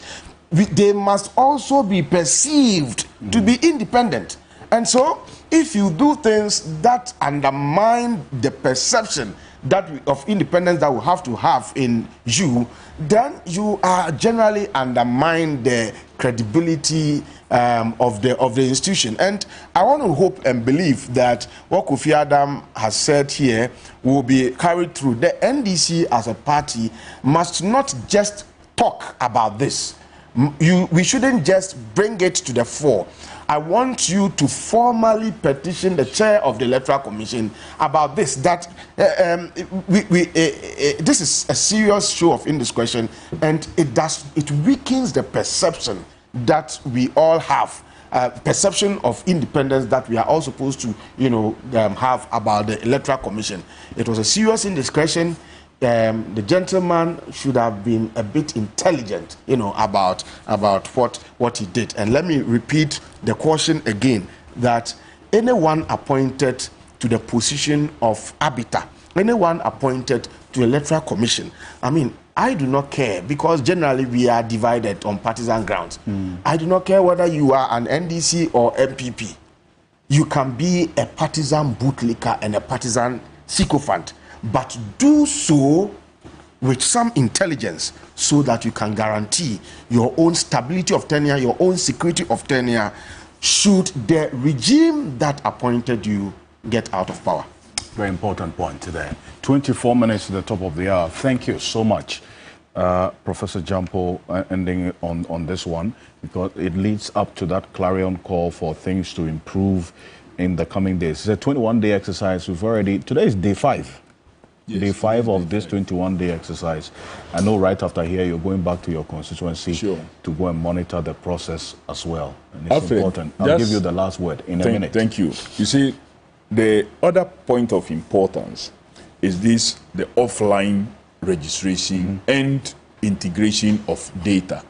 You know, last year, a similar thing occurred where offline registration happened. And during the integration of the data, some persons were moved to polling stations outside of their electoral areas. You know, the last year registration was for purposes of what? District level elections.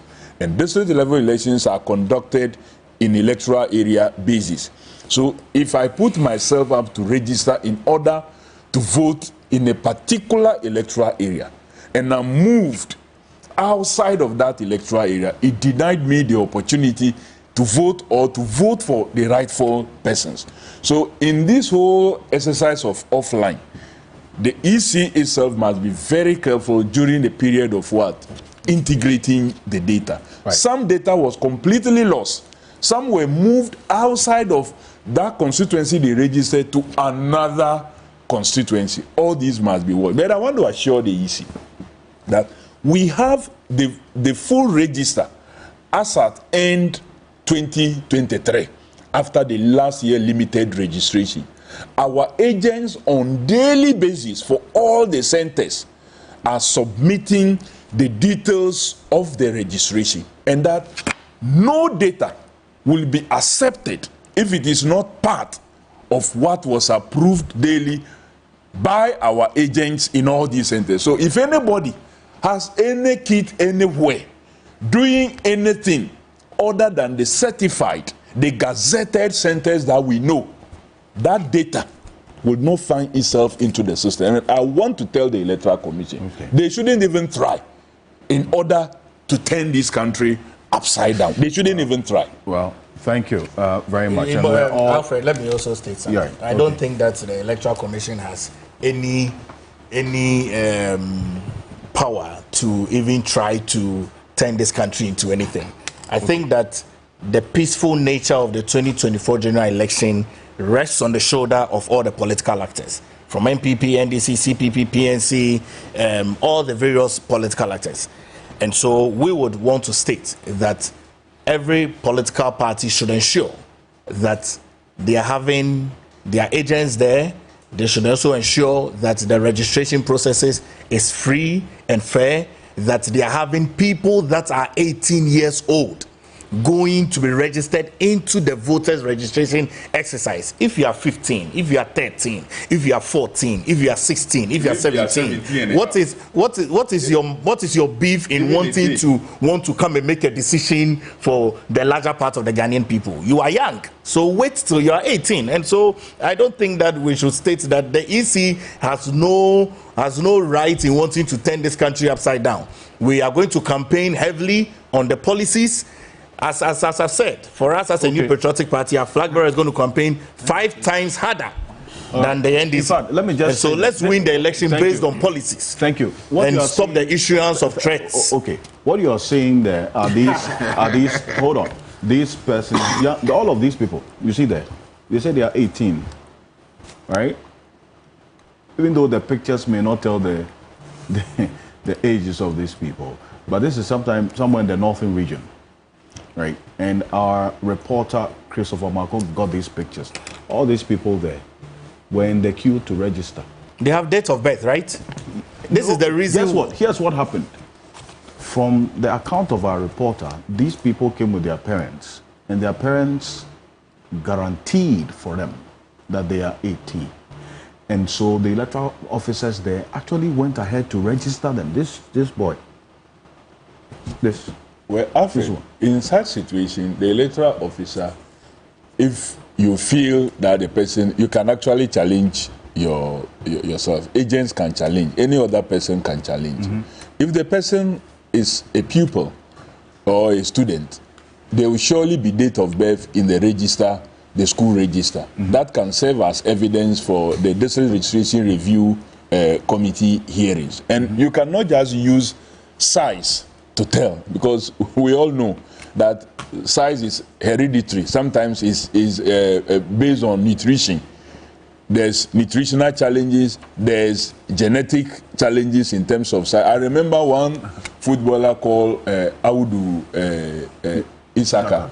He used to play so well at the junior level. Then they took him to one of the clubs in France, and they thought that maybe they could place him on diet to build some this, but try as they did, it wasn't emerging. But so you see such a person, and when they tell you the age, you will be doubting it. So it's sometimes just an image alone cannot be enough evidence, especially when the parents are saying that this is my child. So this is the ultimate responsibility will not lie on the parent to prove if there is a challenge that is raised about this picture of this. Actually, the normal thing is that when you challenge, you must first make your case that I know this person, I know he's in this school and that. So the investigations will be, that is why the police commander for the district or his representative is part of the district registration review committee. Okay. The chief or his representative is part. The Ghana Education Service, the district or municipal director or the representative, because these are key sources where you can get this information other than the person who has a Ghana card or a birth certificate. Or so these persons are part of the district registration review committee to help the process. Okay. Yes. I've seen something that is also worth commenting on. I think this particular registration exercise has been devoid of much tension. Right. We've seen registration exercises that have scared us, as a nation. We've seen registration exercises that have made us wonder that if this is what is happening at just registration, then what will happen, in the main election? So regardless or apart from, despite the challenges that have been seen, which the EC, I'm told, is working on, the whole process has not been that much tensed, and it may well be, it may well be that maybe we are growing democratically. It may well be that the issues the challenge forms as well. Now, if you have an issue, you just file the challenge. So maybe we are growing democratically, or the issues are minor, or maybe one party knows that it has lost the elections already, or the NDC. The other party also knows that it has won already. But my point is that if you know that you've lost it already, please, it is not over until until it's over. So work hard. If you know that you've also won already, there can be no complacency in this game. We want competitive elections so that we, the writers, we the scholars, we can write on. We don't want an election where somebody would win it so hands down, or somebody will lose it. No, it should be competitive. So if a party is not so much interested in this process simply because it thinks it has lost it already, I'm saying that it is not over until it is over. If a party believes that it has won already, I am warning that there can be no complacency in this particular game. Let's all be serious, but let us try as much as possible to tone down the issues that will bring about tension, because gradually I believe that even though some people believe that argue that there are democratic reversals, I to some extent believe that we are also growing democratically, especially if you see the way and manner we are handling some of these matters. Thank you very much, Professor Ransford Jampo. You're also live here on Key Point, also live on 3FM 92.7, TV3 Ghana on Facebook, DSTV channel 279, all across the world on 3news.com, and a number of radio stations across the country. And we would get onto this SML matter, but I want to clear this quickly. What happened at the Supreme Court this week with respect to this anti-LGBTQ plus bill. I don't intend to spend too much time on this, because this is just the beginning of a long journey in court on this issue. As we saw this week, there was a live telecast of that event. We put portions of it on the screen right now. And in the end, the case both have been adjourned indefinitely. Richard Delaskai, some key directives from the Supreme Court after this first sitting. The Chief Justice granted a request for this media coverage, as we are seeing. The court directed that request for injunction with supporting documents be filed by 17th of May 2024.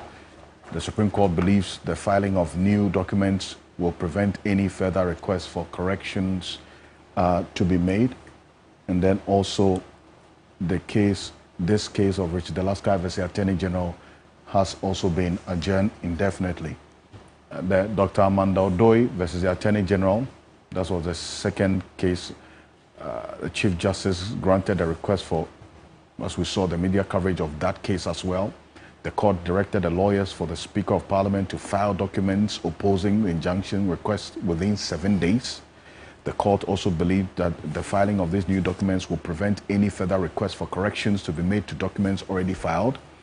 And that case has also been adjourned indefinitely. There are some lawyers who, we're bringing you on this point, believe that maybe the court could have given an adjournment date and not an indefinite adjournment as we saw there.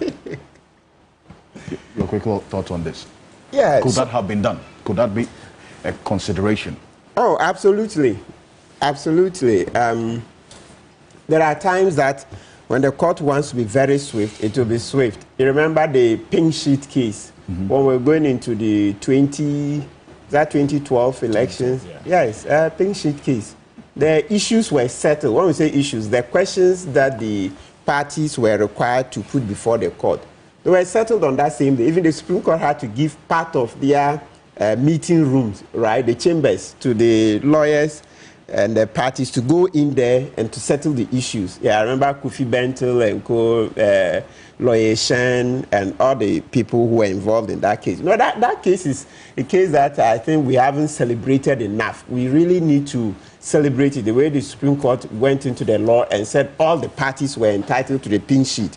Because, because there was that failure to include it, there was the fear that, it could serve as a source for rigging, right?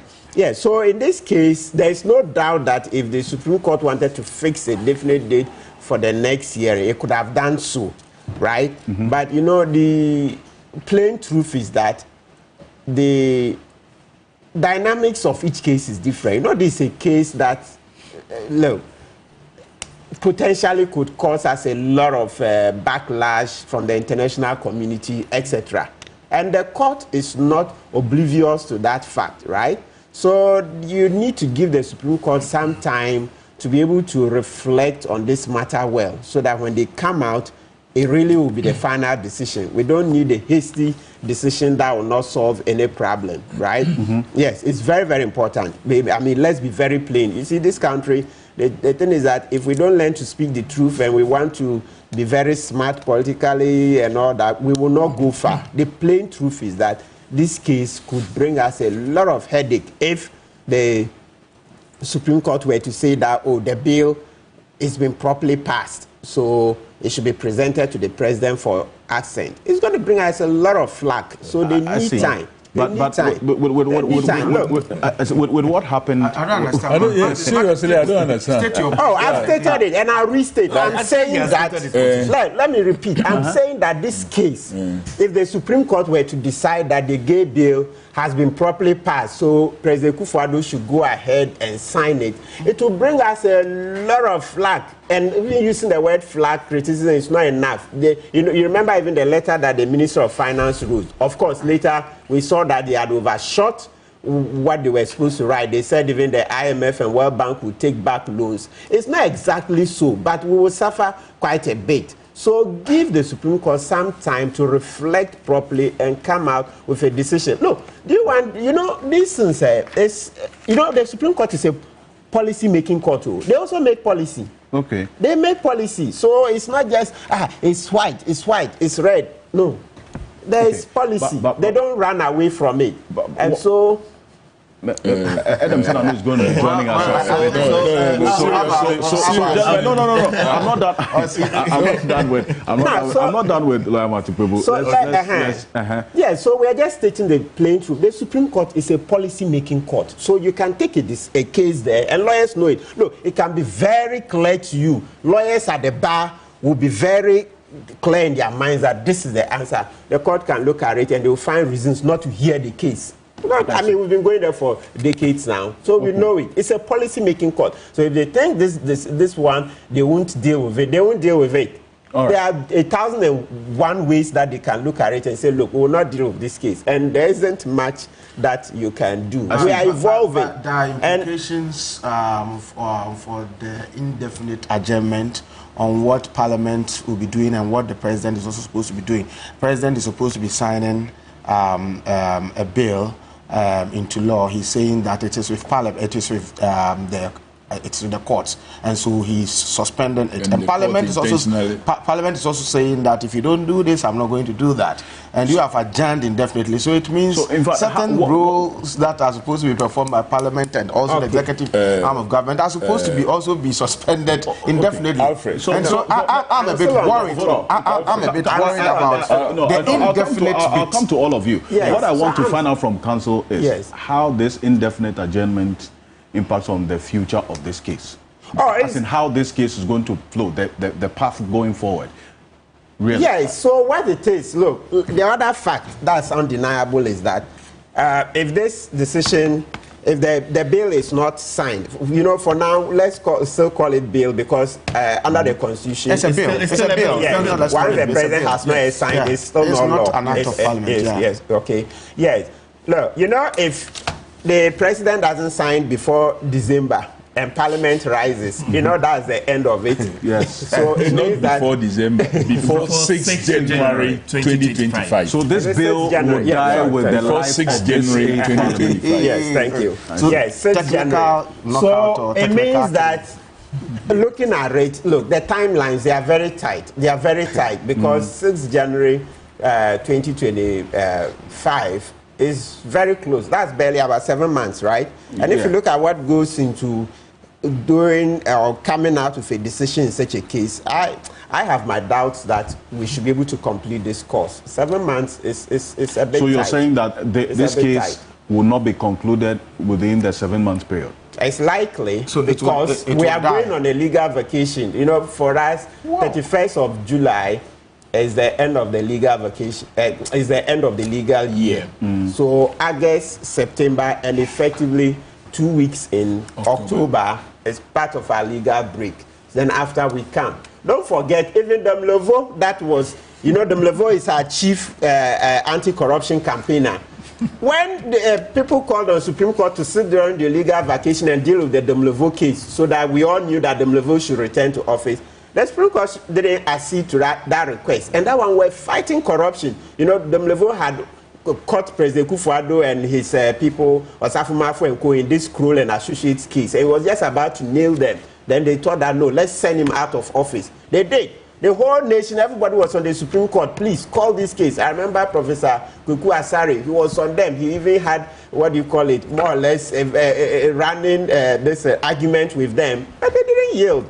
So going by the past, I really, well, unless this case turns out to be like the pink sheet case, the Eshen versus Attorney General, then the Supreme Court can do it quickly. But as I said, because of the ramifications for us, the future of this nation generally, I think we should maybe hasten slowly, give the Supreme Court some space, let them deliberate well, so that when the decision comes out, it will be well accepted. Because right now it appears we are just railroading them into saying that, oh, they should say the bill was properly passed and so the president should pass it. You know, let's hasten slowly. What is it that is happening now that is so urgent that they must finish? Currently, under our law, the Criminal Offences Act, if we find somebody in gay, sex, etc., the person will be prosecuted. There is stiff punishment for the person, right? And there are other things. And generally, as a society, we don't support gay activities, right? So you see the pastors are out there preaching that no, this society culturally we don't support gay activities, etc. So that in itself too is keeping the gay community in check, that we don't support them coming out openly and showing affection. So to the extent that we have our own societal ways of keeping them in check, I think we should continue to use that whilst we give the Supreme Court the space and the time to be able to deliberate on this matter well, so that when they come out, it will be once and for all. You don't want a decision that will come and it will even create more questions than answers. But as it stands now, if nothing is done to, for instance, set up a more of a special court for this, and this case has to flow in the normal course of time, you are saying that all things being equal, it cannot be completed within this 7 month period. And then this 8th Parliament is going to die out on the dawn of January 6th into January 7th. And this bill will die with the life of this Parliament. And we'll have to start the entire process again if the 9th Parliament is minded to do so. That's what's going to happen. Yes, it looks like. Alfred. Okay. Thank you. Mr. Kofi Adams, Alfred, on this. I clearly disagree with the opinion of our and let me say this. Council. Adam Senano is the lead for Advocates for Christ, one of the supporters of this bill. He will join us. On the issue of Supreme Court needing so much time to determine this matter. This is a straightforward matter. That is one. Two, the Supreme Court, yes, may look like a policy policy making, kind of. But it is not the biggest platform.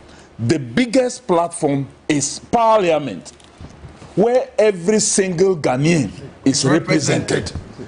Before you get into Parliament, you should have won a constituency. The president doesn't even represent every Ghanaian, because the president doesn't win every constituency. The president may become president by just securing 50% plus one, may not win a number of constituencies. The president didn't win any constituency in my region, the Oti region, but he is president. But for all the members of parliament from Oti region, they have to win the constituency. So every single member, including the one yet to be sworn in from Ejeso, have all won their elections. So that is where true Ghanaian representation is.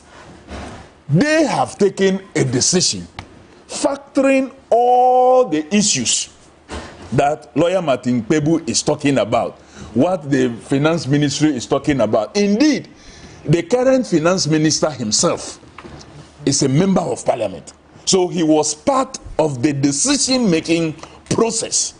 The two deputy finance ministers currently, including the one that has been elevated to Minister of State nominee, that they've gone through vetting, yet to be approved, are all members of what? Parliament. So they've all have been part of this process, and we've all agreed to it.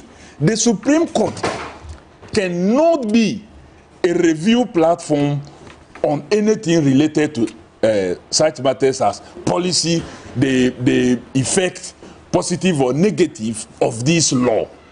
The president is not saying, he is not signing because of all these so-called negative things that people want us to believe. The president is saying the bill process is being challenged and is in the Supreme Court. What is the challenge? That I hear one of them was that quorum was not formed. Supreme Court have determined matters of quorum as far as Parliament is concerned. What do you rely on? You rely on votes and proceedings as corrected the next day after a sitting. You can also go into the answers if the official reports will give you all the details to do with what? Quorum. In Parliament, if no member rises on his feet to raise the matter of quorum, the assumption is that quorum is formed, and you can only depend on the votes and proceedings of that particular sitting to indicate whether the numbers were or were not. And in the past, when Supreme Court have to deal with whether a budget was properly rejected or the e-levy was properly passed or not passed and so on and so forth, this is the sources they have relied on. Two, we cannot leave the matter of whether it is policy, whether it is rightful or not, to 3 or 5 or 7 or 9 Supreme Court justices. I think in this case they have empaneled 5 or so of them to be the ones to determine something that generally all Ghanaians through their representative have passed. Look, when I hear people say that the law existing deals with this matter satisfactorily, it is not true. The law existing doesn't stop anyone from coming to buy airtime from TV3 and to promote such activities and fight for more space for such persons. When you do so, you will not be penalized. There is no law that will stop you from doing such things.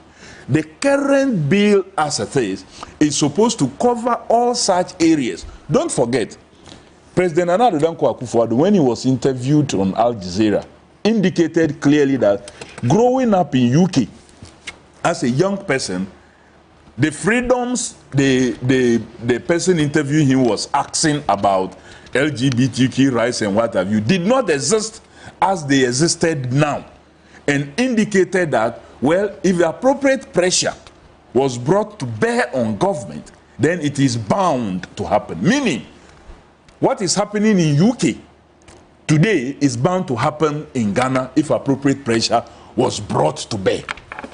That was what alarmed these members of parliament who decided to come through the private members' motion, because once the president have spoken, and I've observed this on many occasions, that immediately the president desires something, all his appointees, including those who are supposed to be independent and constitutionally protected, begin to behave in a certain line.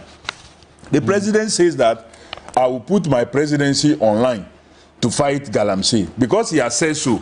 Those who must admit the impact and the effect of Galamsey today are denying that Galamsey is happening roughly and destroying our water bodies. Because if you say so, it means the president's statement will now be questioned.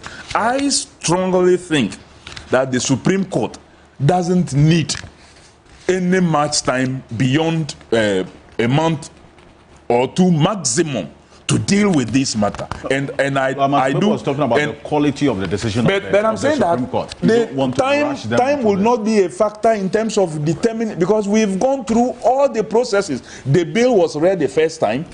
It was referred to the committee. The committee engaged in all manner of meetings, including those who were opposed to the passage of this bill into law. It went through the second reading. It went through the third reading. These are the processes enshrined in the Constitution and the standing orders as to how a bill will go through to become law. The stage we find ourselves is for the president to sign and then make it a law. So all processes have been gone through. We did not ignore any process, including hearing promoters of LGBTQ+. They were heard. They were given audience. At a point, even the chairman of the Constitutional and Legal Committee was being accused as being too lenient in favor of the promoters. But all this happened. And so, which process are we questioning now? That they should now hear, the Supreme Court should now be the platform to hear all these persons? No.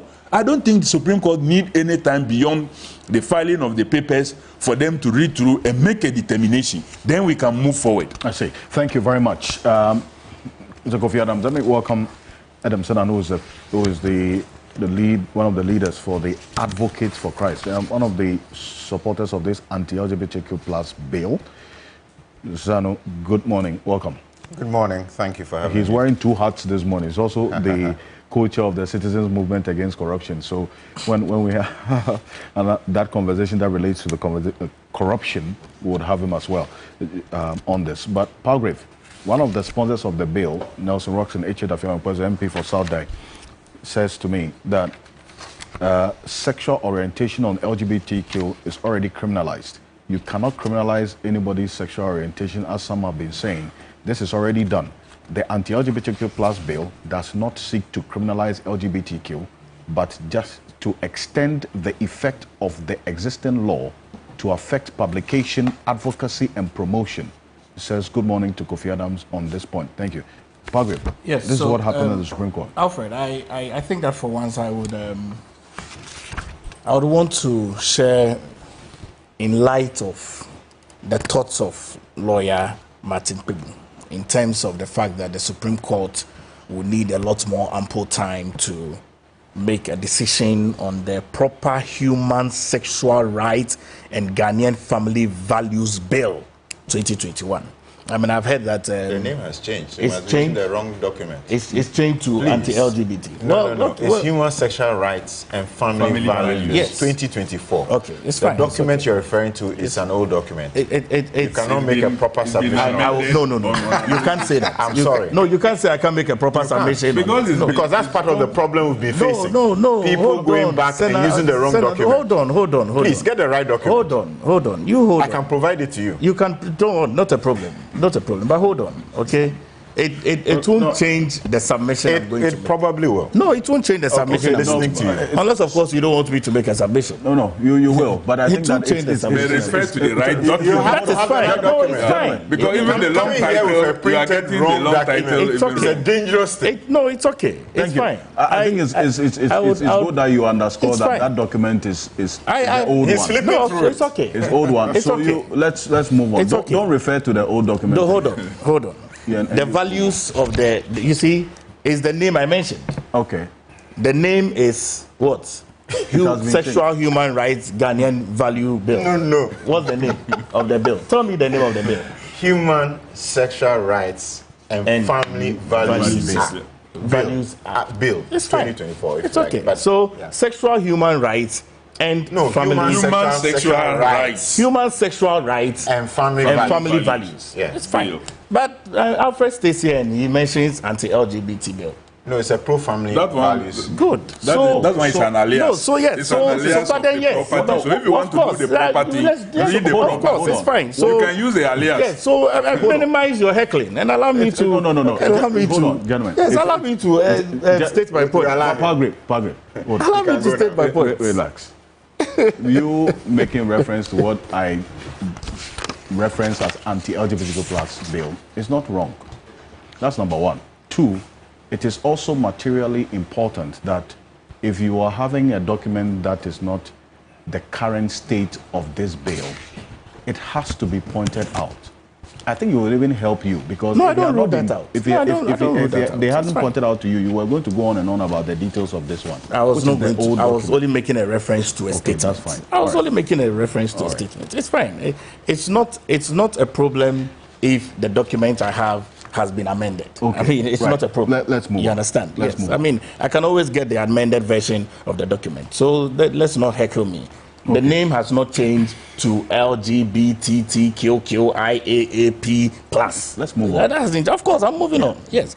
So to be able to state, for me, I think that the Supreme Court should be given the ample time to be able to come to the proper decision on where we are going with this issue. And I think that no one should give excessive pressure to the Supreme Court in wanting to exercise their judiciary rights that they have in the country. I think that we should allow them to be able to do that. Once they do that and they bring it back to Parliament and Parliament brings it to the presidency, I think that the president will do what is mandated legally and constitutionally for him to be able to do. Thank you on this. Professor Answer Jampo, and before I come to you, and how things played out in court. I mean, it's initial stages, though. Well, I'm sad that the Supreme Court has adjourned this matter indefinitely. But to be fair, adjourning a matter indefinitely could mean that the matter can be called tomorrow.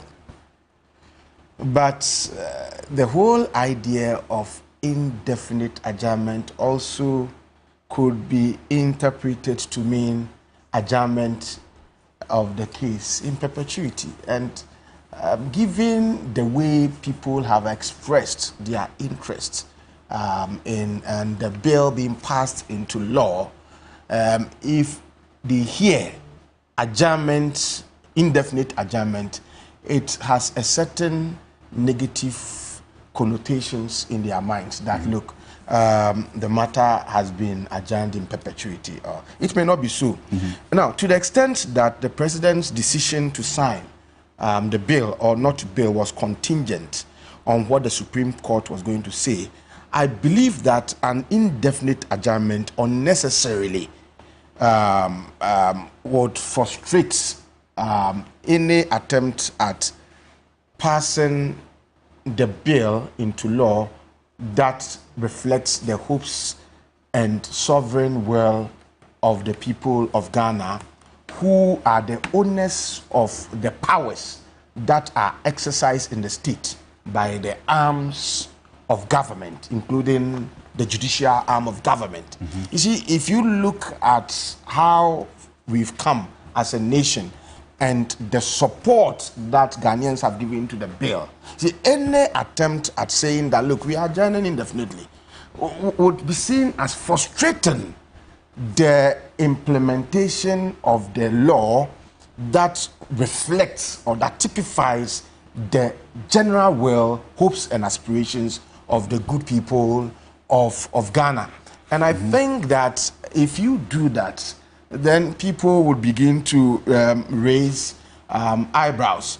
And so, you know, clearly, if you look at the posturing of the president from day one, he clearly didn't want to respect the general will of the people. I mean, my view, that's what I can say. He clearly didn't want to respect the general will of the people. And I would urge the Supreme Court not to use procedural and legal technicalities to also stampede the realization of the general will of the people of Ghana.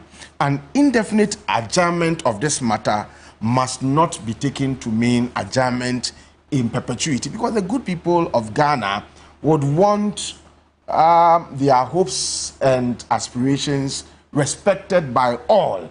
And as Kofi Adams said, if you want to locate sovereignty and who is who in terms of the power balance between the arms of government, I would place it at the doorstep of the legislative arm of government, because it is within parliament that we have all Ghanaians being represented. It is not all Ghanaians who voted for President Akufo-Addo. You need just 50% of Ghanaians plus just one to become the president of Ghana. And when it comes to the judicial arm of government, it is purely by appointment. Okay, so it is within the legislature that we can locate sovereignty and power, the power, of the land and then the power of the people. And so if the people, through their legislators, have said this is the route that they want to go, I think that the least we can do is to respect the expressions of the hopes and aspirations of the people. We must respect it and give meaning to whatever they have expressed. Any attempt at using executive power, any attempt at using procedural and legal technicalities to frustrate the realization of the general will of the people as expressed in this bill, I think would be unfortunate, and I know the good people of Ghana may not want to countenance that. And so I would respectfully urge the Supreme Court to take note of the fact that Ghanaians are watching, and that an indefinite adjournment should not be taken to mean adjournment in perpetuity. Thank you very much. And Adam Senado, on this one, because you are an interested party, in how this case plays out. Obviously, we are all watching this, but then again, having been involved in engagements, consultations up until this point, and what happened at the Supreme Court at the first of a long journey, according to Lawyer Martin Kpebu, if things proceed without any clear intervention, this case may not be completed before this parliament that started the work on this bill dies out. Does that concern you? Well, yes. Usually Martin and I agree on several scores. On this score, we don't agree at all. Article 1.1, the sovereignty of Ghana resides in the people of Ghana, in whose name and for whose welfare the powers of government are to be exercised in the manner and within the limits laid down in this constitution. Clearly, therefore, the three arms of government exist to promote the interests of Ghanaians. And it is known that good law emanates from the aspirations, the wishes, and the will of the people. To the extent that the majority of the people believe in something, that is good law. That's known. I don't think that it will augur well, considering Parliament's work and what the President has said, if the judiciary does not look at this as one of those cases that they ought to deal with quickly. In any case, for those of us who have been working on this and advocating, we've also put in place some timelines. I was delighted because we called an emergency meeting earlier this week, and then the next day was when we were told this was coming on. But we've already had a plan of action. June is our family values month, and we'll be mobilizing through the month of June, targeting peaceful demonstrations by July. And so letters are beginning to move out. You're going to go on peaceful demonstrations? Yes. On this anti-LGBTQ yes. To do what exactly? What do you want to achieve with that demonstration? Well, two things. There's a call on the Chief Justice to expedite action on making sure that the ruling, the decisions that have to be taken are taken. And so the month of June will be spent mobilizing people, note that this is a very historic issue. I mean, across political lines, across religious lines, across ethnic lines, Ghanaians are, as it were, united in a position that says that this is a no, no, no, no. And we don't think that this is something that anybody in government should take lightly. You can't sweep it under the carpet. And so the position is that, well, we have the month of May, entering June, we'll be mobilizing. And by July, we'll be out there assuming, by the way, it was good noting that the legal vacation begins at the end of July. And so really we have between now and the end of July to ensure that those who must take note that the people of Ghana have a position, and let's not decide that we can ignore what the sentiments on this issue are and do business as usual. This cannot be a business as usual case. So we're looking up to her leadership to ensure that, in spite of the fact that they've said this has been, what's the word they use? Indefinitely adjourned, that there's effort made to have a decision on this issue so that the people of this country can have their position on this issue of LGBTQI advocacy and attempts, as it were, to corrupt our morals and our societal standards dealt with properly in a law that reflects what we think is the right thing for citizens of this nation. You know, this matter has both, not just both, it goes beyond just religious and legal. It extends into the political, as we have seen, and then the social, you know, aspects of it as well. So there are 4 angles you can look at this anti-LGBTQ plus bill. Samuel Okudzeto, who is a renowned lawyer and also a member of the Council of State, had this to say about the religious angle. It says you, the advocates for Christ, for instance, those who are supporting this bill, why are you focusing only on LGBTQ? Is that the only sin in the Bible? Take a look at this. I think he misses the point. No, let's listen to him. Where is he? Is that my business? Is that my business what they do in their bedroom? How does that affect the economy? How does that put food out of my mouth? Does that affect my education? So I have a different view altogether. So this bill is useless? I think the whole concept to me, it is completely out of the issue because we have preoccupied, we even tried to induce the churches. They're all running around, sign the LGBT. I wanted to ask them a simple question, and you help me there. I will ask them, all the sins which are listed in the Bible, what have they been doing about it? The LGBT is the only one they've seen. We talk about corruption also. And corruption, I will tell you what, from the messenger to the top, every one of us is involved. So when you say the whole concept, what exactly do you mean? What do I mean? What I'm trying to say is that we have so much obsessed ourselves with this question about LGBT. We thought nothing else matters. It was as if, as I told one big Osofo, it's as if war has been waged against Ghana. And so all of us must mobilize ourselves to defend ourselves. But the president has a choice to sign. No, please, I'm not concerned. That's the president's business, not my business. That is the president's business. You can't even ask me that question. In the position in which I occupy, don't ask me. But I'm just telling you my personal view. I am telling you my personal view on this whole issue. As soon as they raise it like that, I ask myself, I say, the problem which are rising, you walk around, you see the young children running around the street. They have not gone to school. When in the early 60s, there were laws to say that compulsory education, that every child must go to school. We see them running around, begging, nothing. You see people living in filthy areas. Sometimes, what's his name, a container where a whole family is sleeping. We don't look at that and say that these are things which are wrong in our country. What do we do about it? And then we are preoccupied about someone, a man sleeping with a man or a woman sleeping with a woman, as being a national issue for which all of us are in arms. So this is what I am saying. Yes, so the question I was asking was, and of course you are not the president like you said, you're not the one to sign. No. But you've been a member of parliament before. I have been. So why would an...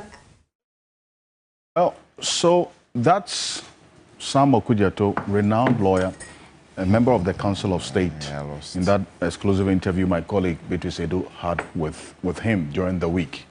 So, essential point is, why are we wasting our time on this? There's so many sins, even from the religious, and he says you advocates for Christ. There are so many sins in the Bible. Why are you focusing on LGBTQ?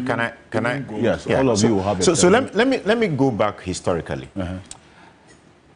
31st January 2021. Okay. Alex Kofi Donko and his compatriots opened the LGBTQI Rights Resource Center in Tesano. And they had 2 ambassadors, foreign ambassadors, join them there. And they said that they were here to promote and advocate for LGBTQI rights and practices in the country. And we were shocked. Where we find ourselves today is essentially on the back of the work of Alex Kofi Donko telling us that our children and all Ghanaians were going to be sensitized and educated on such practices, and they were going to become the norm. It is on the back of that Parliament raised an uproar, civil society raised an uproar, religious leaders responded, and that is where these parliamentary people then decided, look, let's take this up and have a look. It did not come in a vacuum. So perhaps we've forgotten the history. If Uncle Sam has forgotten, please, somebody should remind him. This is not start because Ghanaians have not lived for years peacefully with this group of people. No. It was because suddenly we're being told that, no, now we're going to advocate for this. Add that to the San Francisco men's choir who started singing, we are coming after your children, whether you like it or not. They're going to, have you seen that clip? Oh, I should share it for you. You know, so all of a sudden, it was... Whether we like it or not. Whether we like it or not. It's coming after. And that was the context. But is Mr. Okudzeto aware of this? Of this music? Yeah, it's in a different way. Is he aware that, yes, we don't care about whatever happens in people's bedroom, but don't promote it to include other people's children. That's the point. What is he talking about? I mean, please, I think the Supreme Court would finish. They have lived. I think the flag bearer of the party. Okay, no, hold on. No, you come. Let's Professor Jampo just conclude on that point. So my point is, you see, true. We what other people do in the closet of their bedroom is their business. But this whole idea of trying to say that, well, let us move beyond our bedroom, and then let us go into schools and promote it, and let us tell other people's children to be doing same. You see, nauseates me, it offends me. And for us to have a very senior, respectable, eminent statesman like Mr. Sam Okudzeto, a member of the Council of States, who is supposed to be an epitome of our culture, our values, our belief system, publicly saying some of these things. Maybe I just want to be charitable, but maybe help me to describe. All right. Maybe with the greatest of respect, I think. Right. No, don't take the learned lawyer out of context. No, I wouldn't. But maybe he doesn't have a full appreciation of the situation. Okay, so Mr. Okudzeto, I think that if people would want to do things in their bedroom, it's up to them. But the idea of now telling us that let's go public and singing publicly that now we are coming after your children, we don't care whether they like it or they don't like it, we don't care whether you like it, we are now going to socialize them into accepting it. I think it is not in line or in sync with our beliefs, our essence, our being, our cultural values, and all that. No nation develops without its culture. If you come to Ghana, our cultural values frown upon them. And that's the reason why you have a preponderant majority of Ghanaians saying that. I mean, look, you can look at you do not even have to be a soothsayer. You don't have to do any research, but you can just gauge the mood of Ghanaians. It will tell you that they don't like it. And so if I see people like this wanting to join the president in swimming against the tide, I get a bit surprised and sad. Respectfully, I think that They are our eminent people. We look at them for counsel and advice. But this one, I think his utterances on this particular issue wasn't helpful. I have a lot of respect for him, so I want to be charitable. But you see, if you look at, we don't have time, I would have taken us through the stages of democratic progressions in every society that wants to be democratic, and the kind of human rights that are enjoyed at every stage of democratic progression. Ghana is just a transitional or an electoral democracy. This particular right is not part of a country that is only an electoral democracy or a transitional democracy. What we know in a transitional democracy is an undeveloped or underdeveloped political rights. Okay. That is what we know. But other ECOSOC, I'm talking about economic, social, and cultural rights, are so much underdeveloped. So if you want to talk about the rights of LGBT and the fact that they should be allowed to go out in the open to fester their ideas and indoctrinate indoctrinate other people's children, whether they like it or not, and we should all sit down and watch. The idea itself is repulsive, and we cannot support that. And so, Mr. Okujeto, I think with the greatest of respect to you, this one, you goofed. Okay, well, thank you. That's your thought. No, Palgrave. Okay, so I want to round up on this. I think that the whole issue is not about the non-decision to sign or to assent it into law. I think that the whole conversation is to ensure that the proper legal processes are followed. And I think that that's the context. Because even for us as a New Patriotic Party, our flag bearer, the Vice President of the Republic, Alhaji Dr. Mahmoud Bawumia, has clearly stated his stance that he's against it. His values are against it. His religious beliefs are against it. The president he's clearly said that, and I think that a sizable part of the Ghanaian people are also against it. I am also against it. Then please tell your president. It's our president, not mine. Yours as well. You are closer. You are closer. Okay, no, please. But it's our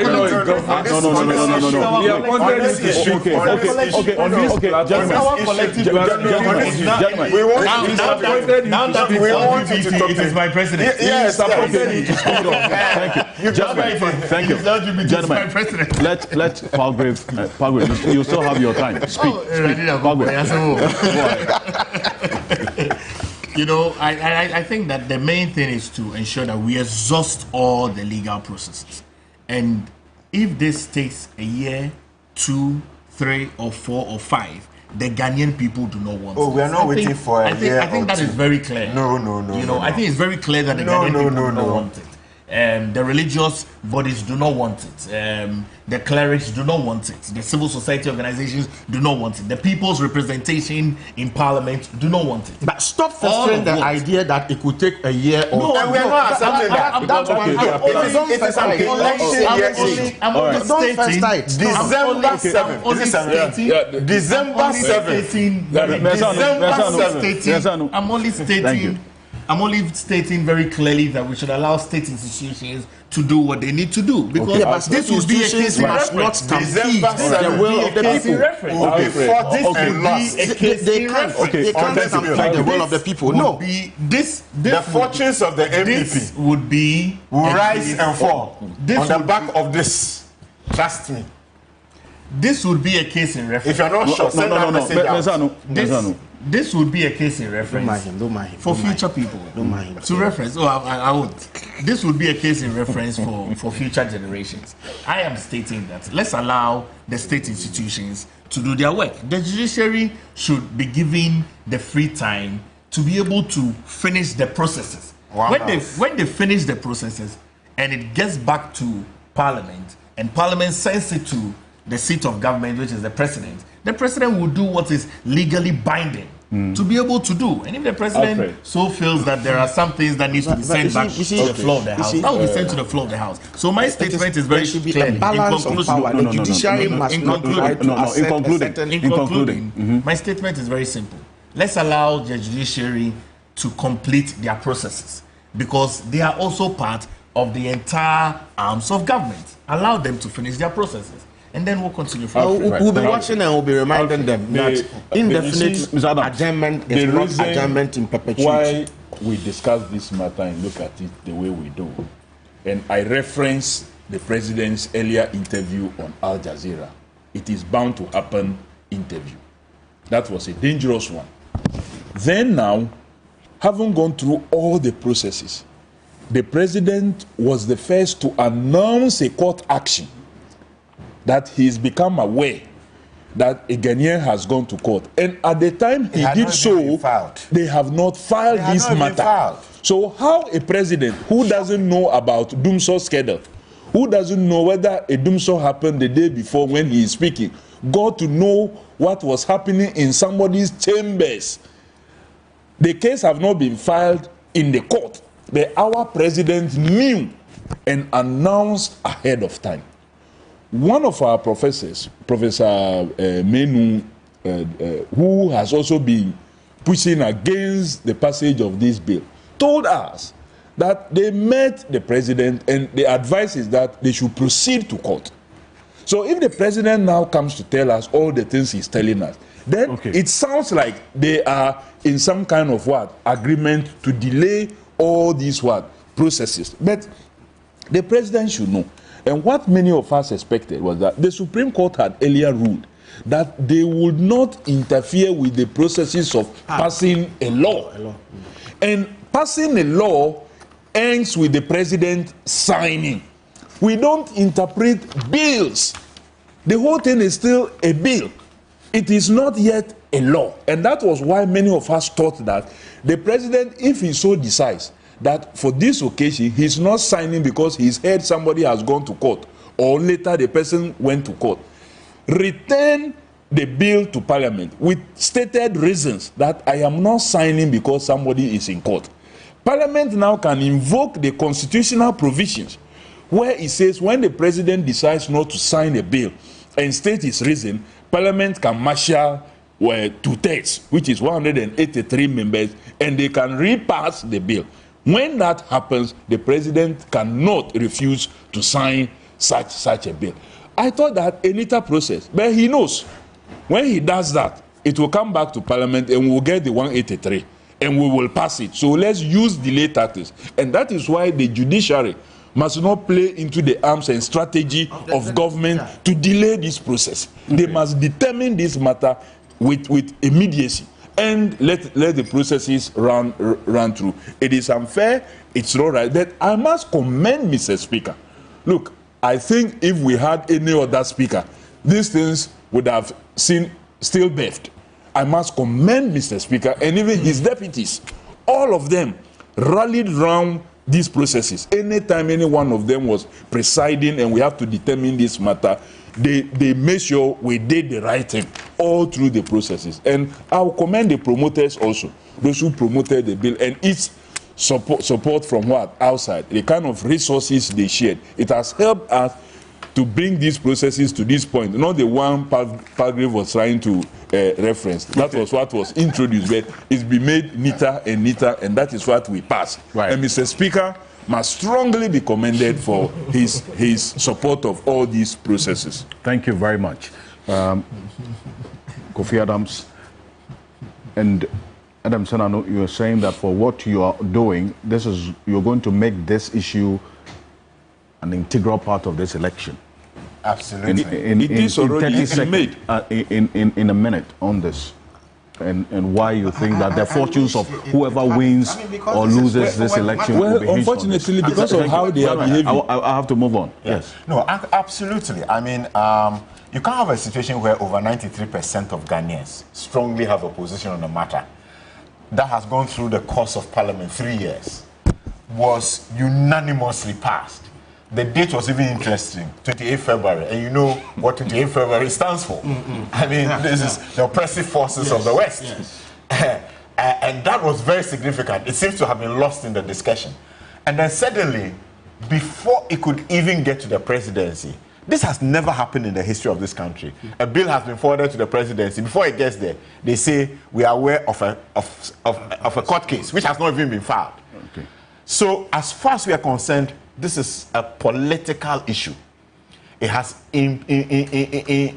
implications for all of us. The party in power must recognize that those of us who are watching them will be voting as and how they support or do not support the passage of this bill.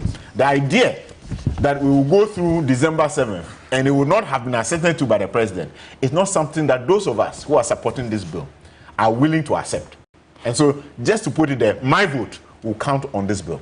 And many of us who are mobilizing for June, July into August are going to make sure that we keep this on the front burner. Please give notice to our president and also to the Chief Justice. Thank you. Adam Senano, thank you very much. Gentlemen, unfortunately, I've got to move. If you talk, after the 7th of December, the president still is president of the Republic of Ghana. Gentlemen. That will blow. The flag bearer has stated the position. The flag bearers will tell him to sign. You tell him to sign. We are not asking for religious views. It's not a political matter. We are not asking for Dr. Baumia's religious views. We will ask the chief imam religious views. He should tell the president to sign. Kofi Adams. Yes. I'm saying that we will tell the president. We are done. Thank you. Everybody is done. Respectfully. Thank you. Is the host now? Everybody's done. Everybody's done. Let's move on.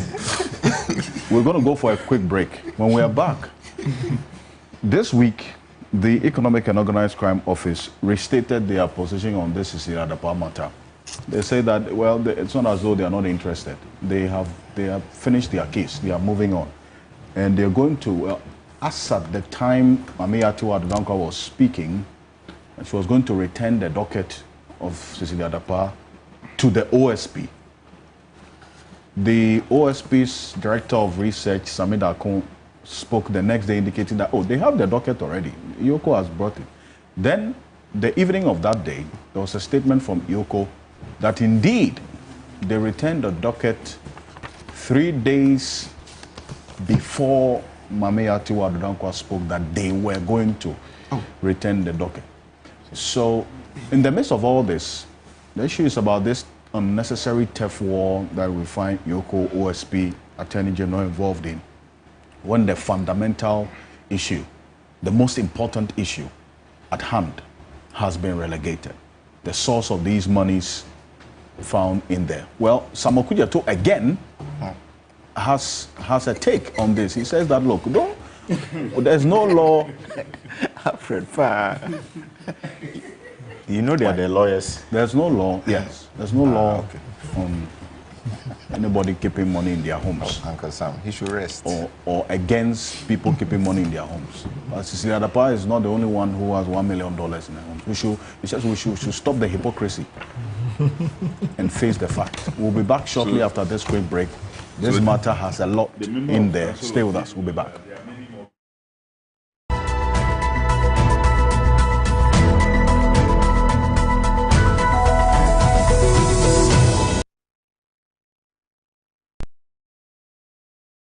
Celebrate Mother's Day with Kitia Ghana, where comfort meets style. Treat your mom to our exclusive Rumble bundles featuring our beautiful kitchen sets, our luxurious sofas, our elegant dining set, and cozy bedroom furniture, all at unbeatable prices. Show your appreciation with a gift that lasts a lifetime. Our Rumble bundles are designed just to make every moment special for your mother. Make this Mother's Day unforgettable with Kitia Ghana. Visit our store today on the Spintex Road or visit our website at www.kitia.com.gh to get the perfect gift for your mom. Happy Mother's Day to all of you.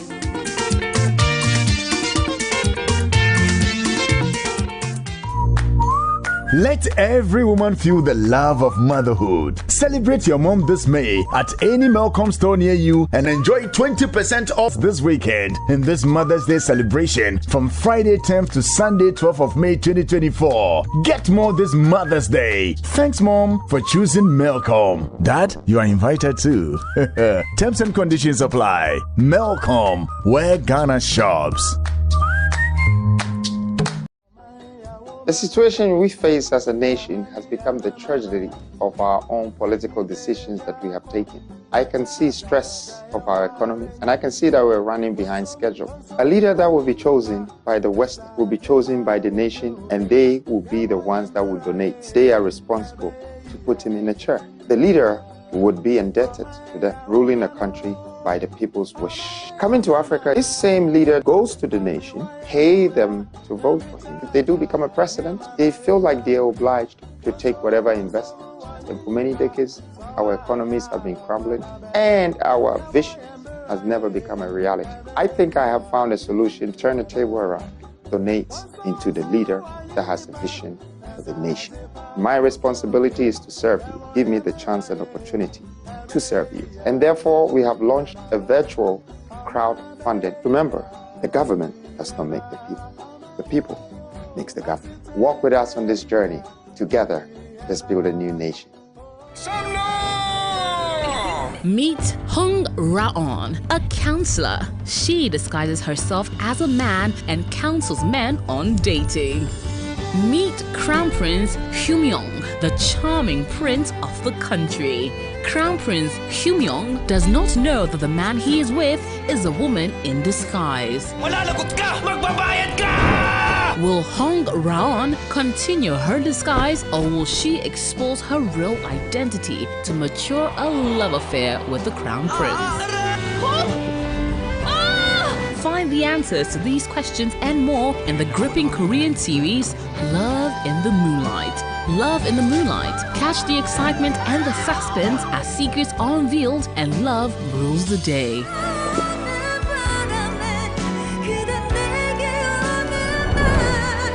Love in the Moonlight, premiering Monday 13th May at 4 p.m. only on TV3. Hello everyone, my name is Olivia Ama Amadi, CEO of Olisto Ghana and a brand influencer. Most of these celebrity marriages breaking up. What do you first of all make of, celebrity marriages? We've heard stories where celebrities are associated with infidelity, and at a point it becomes very disappointing for the women or the men that they are in the relationship with. If you're a celebrity, you've actually opened up your life for people to criticize you or to, talk nose into your lifestyle. Sometimes it's not just about even the two people having compatibility outside limelight. Sometimes it's like, do your two brands make sense? Lebanon. Is the time not up? Is the time not up? I don't say that. The else I want to say. Have you ever had a fan online become a friend? Like an online friend? Yeah.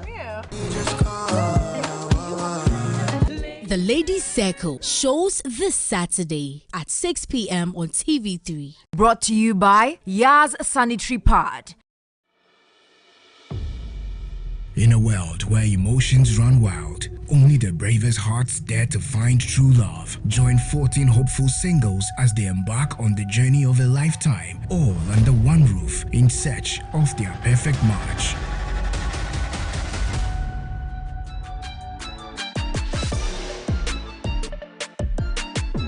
Tune in every Monday to Friday at 3 p.m. for the daily updates and diary sessions. Saturdays at 8 p.m. for the big reunion and 10 p.m. for the secret nominations. On TV3 for all the drama, romance and surprises. Plus, catch every moment of the action with our 24/7 live stream on pmextra.tv. Get ready to laugh, cry and cheer as our housemates navigate the highs and lows of romance and the quest for love. It's a roller coaster ride of emotions you won't want to miss. Perfect Match Extra. Love, betrayal, heartbreak and triumph. Perfect Match Extra on TV3 and pmextra.tv. Sponsored by Close Up for your important oral care needs. Geisha Moringa and Geisha Black Soup for your soft and glowing skin. Flora Tissue, Top Choco, Bell Ice, Heaven Insecticide Spray and Coil, Frutelli Calipo, Katia Furniture and Deco. Supported by Dragnet, Empire Kitchens.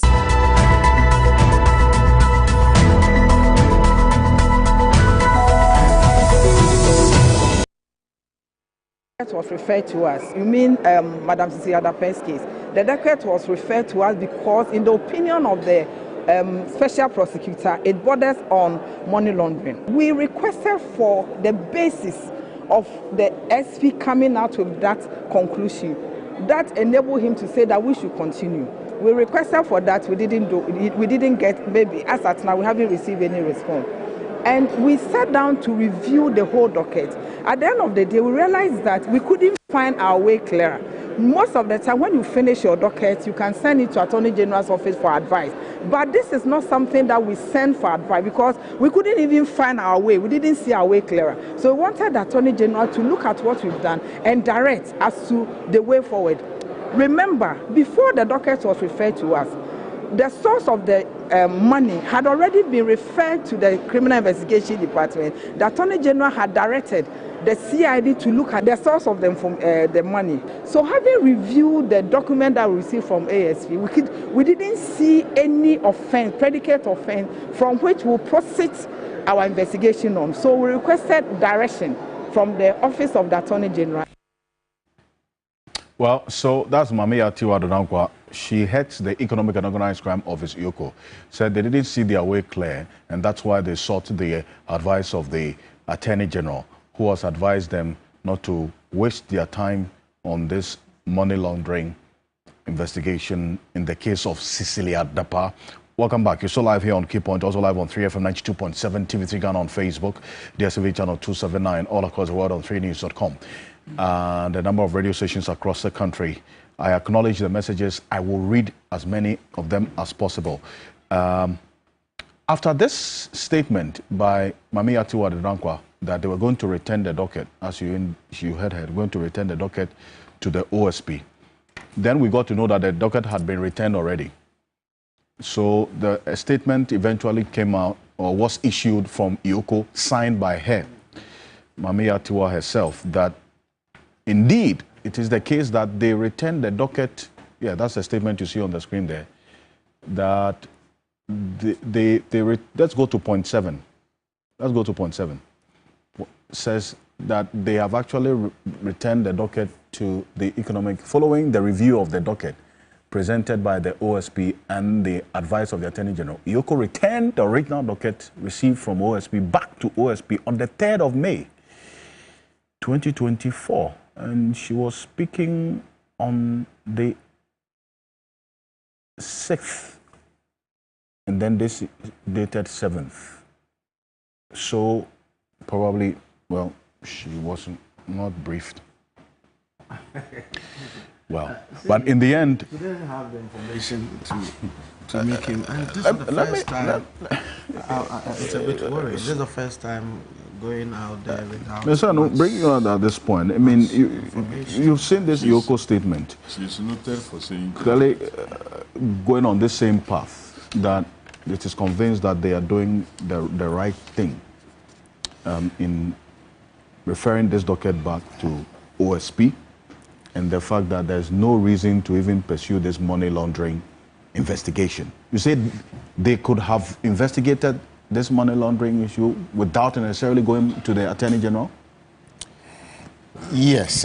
First of all, let me congratulate Madam Tiwa Dodankwa for having been elected chairperson of the Commonwealth Association of Anti-Corruption Heads of Institutions in Africa. I see. Over the week, we've been at the Kempinski where the association met, and at the end of the week, she was elected chairperson. So IOCO heads them, and they made Ghana proud. But having said that, the reason why many of us in civil society find the position of IOCO incongruous with the law is because there's a portion of the anti-money laundering law which is very specific as to what the position is. And it suggests that to the extent that an individual is found with, and let me read it, is section 1.3 of the anti-money laundering law. It says, where a person under investigation for money laundering is in possession or control of property which the person cannot account for and which is disproportionate to the income of that person from known sources, that person shall be deemed to have committed an offense under subsection 2. Now, IOCO's responsibility is twofold: investigation and prosecution. Our understanding is that usually when it gets to prosecution, they can refer to the Attorney General for advice because handling the case may require certain expertise. But the element of investigation can be triggered by any citizen who provides some information saying that I have credible reason to believe a certain crime that falls under your ambit is being perpetrated or has been perpetrated, which is what the OSP has done. The OSP has acted as a whistleblower in saying that, you know what, in the course of our investigation of corruption and corruption-related matters, we came across information that suggests money laundering. And therefore, that information is part of the witness statements in the docket we have submitted to you. We want you to investigate. And it's a standard practice across the investigative agencies that you just submit the docket with the witness statement. You don't give reports. Indeed, it's the example I like to give people is that you have one group studying or investigating murder. They are focused on murder. Another group studying or investigating stealing or theft. They are focused on theft. The group investigating murder, in the course of investigating a murder, finds information relating to a theft occurred whilst this murder was going on, and say, okay, we will transfer that information on the theft to you, the groups that is supposed to focus on theft. Then the group that is supposed to focus on theft say that, oh, we want your report. The report on murder. Of course, the report on murder is not going to offer you any information.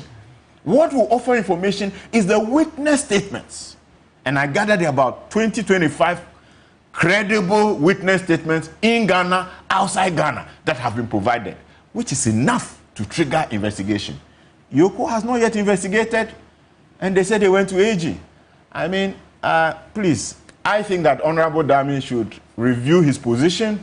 Madam Tiwa, chairperson of the Association of Anti-Corruption Agencies in Africa, please kindly review your position in light of the law, such that the best interests and the public good will be promoted.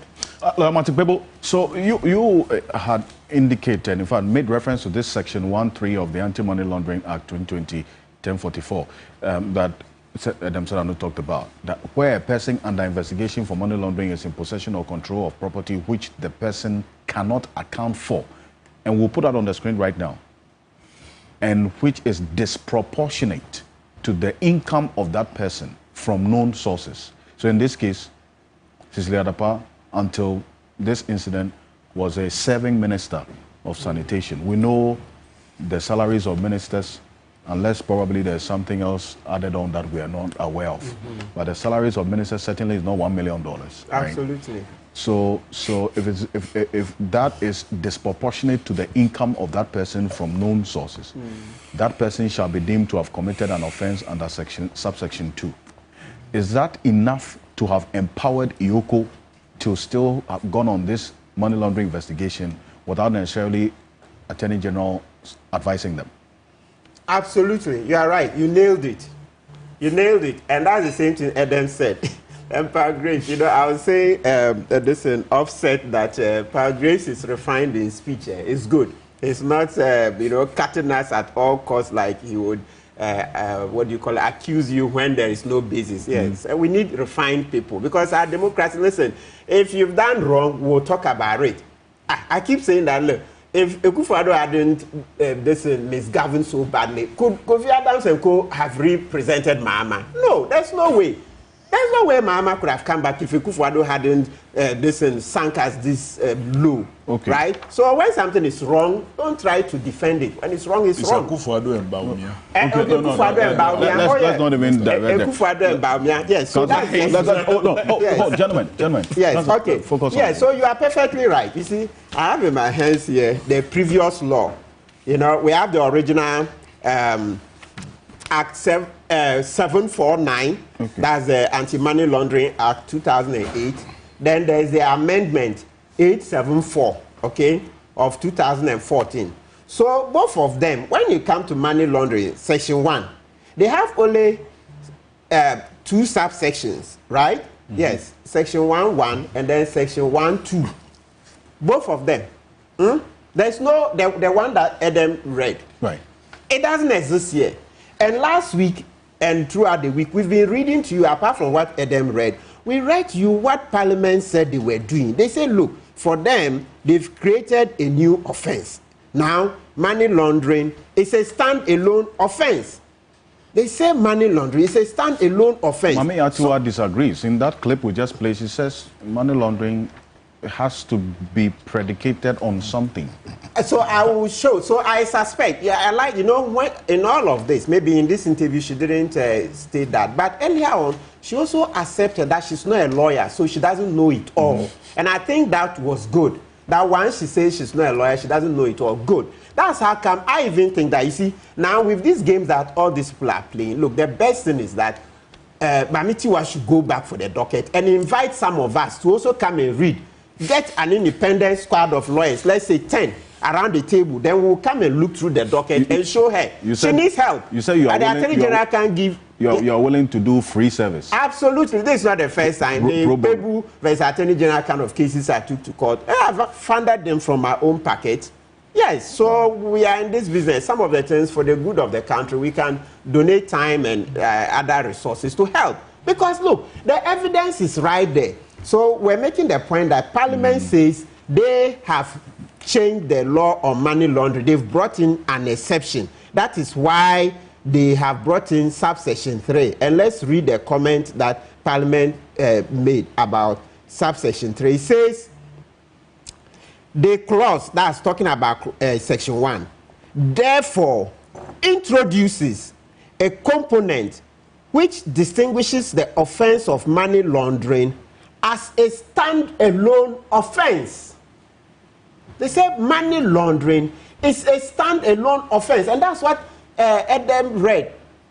That's why he read. So they're saying that if we are investigating you and we are not able to find that predicate offense, yes, so the predicate offense is there in the literature, and also even the Act 874 and then the 749. That's how it was. But internationally, it's not only in Ghana. Internationally, so you read the Palermo Convention, okay? Yes, those are where they talk about the money laundering, then also the one on narcotics, the 2 conventions. They will tell you that, look, you can separate them. So you read the Palermo Convention, they tell that, look, in prosecuting money laundering, you can leave out the prosecution of the predicate offense. Right. So you see, so Ghana, Parliament doing this, it's not new. They must have read the convention, because a lot of the provisions we have in the Act 1044, you can see them in the Palermo Convention especially, trying to say be comprehensive. So you see that in the 1044, they try to increase the list of offenses that can be predicate, right? So that there will be as much clarity. But when they even finish, then they even further say that any other criminal offense can be a predicate offense. So what Parliament has simply done is something that we've all known, even before you go to law school. They'll tell you that to every rule, there is an exception. To every rule, there is an exception. You don't need to be a lawyer to know this. So Parliament says we've created a new stand-alone offense. So now we are investigating you. Then we hit a block. Okay, so if we've hit a block, we can't tell the source. But you too, you can't tell us the source. Then you are deemed to have committed the offense. It's not the first time. We've always had laws like that. Like they'll tell you the narcotic offenses. Today, Mr. Ocansey, touch wood. If somebody were, if the police were to find a roll of, let's say, weed in my packet, it's not the police that will prove that I'm holding weed. Yes, they will just simply say that they found weed in my pocket. It will be my duty to say that, well, I have a license from the Minister for Health. There's a license that permits me to hold the weed. Otherwise, I'm done. They don't have to prove extra. Where did people get this weed? Except, no. Possession. Master, the thing was in your pocket. Come and show us who gave you a license to possess the weed. If you can't show that license, good. Except that it's good that we've changed our laws so that for just personal use, now it's no longer a prison term. They give fines and the rest. Because I always remember that case where an engineer was thrown into custody for about 7 months for holding 1 roll of weed. Of course, I don't support the use of weed, but I'm just saying that under the old law, yes, we're causing a lot of havoc, right? Yes. So under our new law, we are investigating you. We've hit a snag, like we've hit in the other case. But you two, you can't explain. So even before we go to you two, you can't explain further. Let's note that under money laundering, and that's where Lawyer Kujeto made a big mistake. Okay, we'll come to that. Interview. He said that you can't use circumstantial evidence. Okay, hold on to that point. So I need to explain, it's tied a bit. It is indeed tied, and you still have your time, respectfully. Because you made reference to lawyer Samuel Kujeto's interview and what he said about this Cecilia Adapa case, I think it's a good time to bring it in so that you would lay and also build your point on it. Take a look at this. Trying to attack the Attorney General. Because the impression being created, or people, the interpretation people are giving it is, it seems there is a ploy to cover up, especially when right now there also seems to be, like I already said, Iyoko, people think that Iyoko should have even been the first institution picking it up before this Manasseh Azure and his team picked up to bring it up. But why don't you go and attack Iyoko? The money from when they started it, when was it completed? Nobody does. So you just pick on just one individual. You can be charged for defamation. Be careful, because the question is that if you come and you find money with me, do I owe any duty to you to explain to whose money? When nobody complained that I have stolen his money. Over $1 million. What difference does it make? Foreign currency. How many Ghanaians? Look. You Ghanaians are not honest people. The number of people here, when you go, you see all these huge buildings that they are building. Nobody who asked them as to where they got the money from, when they started it, when was it completed. Nobody does. So you just pick on just one individual. You want to make it as if she was just an extraordinary rogue who has stolen money. When you don't even have any, if you have evidence that she stole money, please make the complaint. But the argument they are making is that even if you don't have evidence, circumstantial evidence enough, why you have these huge sums of money? Do the law convict people on circumstantial evidence? So you're saying Ghanaians are just... When you go to the criminal court, you must establish the issues beyond all reasonable doubt. That's what the criminal... That's renowned lawyer with years, in fact, 60 years of experience in law. Hold on, gentlemen. Sam Okujato there in that exclusive interview with my colleague Betty said. And this is the second issue he touched on. And you disagree with him that the circumstantial evidence cannot be used in this matter? Absolutely. I don't know what new theories Lawyer Okujato is propounding. You know, but you're saying you are being dishonest. It's a shame, really. It's a shame. Please, look, in law, we use circumstantial evidence all the time to convict accused persons. All the time. So you see, earlier on, there's a part of the interview where he said people should go and look for criminal defense lawyers. So maybe Lawyer Okujato accepts that he may not be on top of criminal defense. I know he's done criminal cases in the past. I know also for his age, etc., he's no longer on top. No, he's no longer on top. You can't do this. Because we use circumstantial evidence to convict all the time. Circumstantial evidence, what it means is that, so you are short of catching the person red-handed, like we say, fili got dochi. So you didn't catch the person, but the evidence that you gather points to one irresistible conclusion that it is Mr. X. We use it to even convict people of murder. Circumstantial evidence. But he said there's no law against people keeping money in their homes. That's also false. It's false. So let me show you. Okay. So he says that has any money gotten lost? You know, as this case came up, you just, you know, you can Google the case of Patience Goodluck Jonathan. Patience Jonathan. Goodluck Jonathan's wife, ex-president of Nigeria. Since 2017, they've seized $5.8 million because she cannot account for the money. She's still fighting the case in the courts. This same thing, do you know, when you read, you Google, you see her lawyer argue that, my lord, whose money is lost? Like, so when my opinion said, why, has anybody complained that the money is lost? I said, that maybe he should go and repeat those arguments to the Nigerian courts and see whether they will go anywhere. That's why the first lawyer argued in court that, Patience Jonathan's money, this money she has anybody complained that any money is lost? The court didn't have any of that. They seized the money, and she's been fighting and fighting throughout since 2017. Just Google it, you'll find it. She's been found with various sums of money that she's not been able to account for, and she's battling that in court. So Lawyer Kunyeto should not be heard to say that. Listen, there is a leading case in the UK, RV Anwar. RV Anwar. Anwar is A-N-W-O-I-R. Google it and see. They will tell you that yes, mere possession of money may not be an offense, but depending on the circumstances. Check, just Google RV Anwar. So it still comes back to the circumstantial evidence we're talking about. Yes, and they say it, that you use circumstantial evidence to convict, that if it leads to an irresistible inference that this is a crime. So you read the same case, they will tell you that this particular case, when you find plenty cash like that, the first thing you check is the source of the money, the income, the person's income, the person in possession of the money. What is your income? So when you juxtapose, or when you bring that to apply to Cecilia Dapa's case, you see that all her attempts at explaining the source of the money have fallen through. She said the money, $800,000 of it belonged to the deceased brother, right? Later, then she recanted. Then she told OSP that she has two businesses, cosmetic businesses. OSP went into it. The businesses didn't belong to her. So where?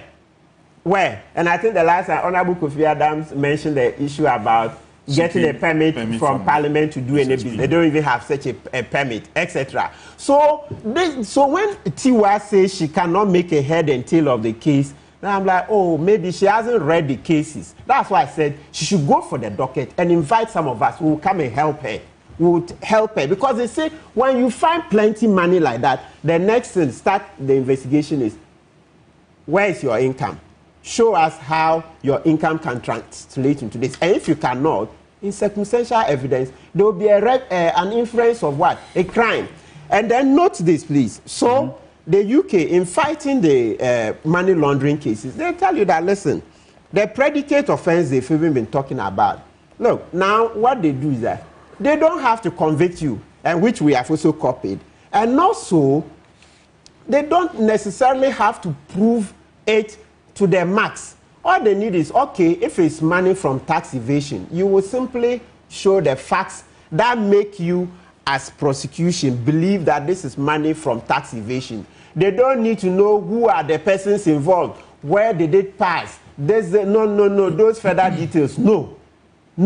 So the best thing Tiwa has to do is go for the docket, invite lawyers. Look, if I come and sit on that docket, the 25 witness statements, if I read and I don't find anything, I will come back here and say, hey, I've read it, there's nothing. But trust me, from the little we've heard, the snipers and also even from the investigative reports, it's already clear that Madame Dapa cannot explain the source of the income. So section 1, subsection 3, as Adam Senanu read, should be applied. Let's go to court.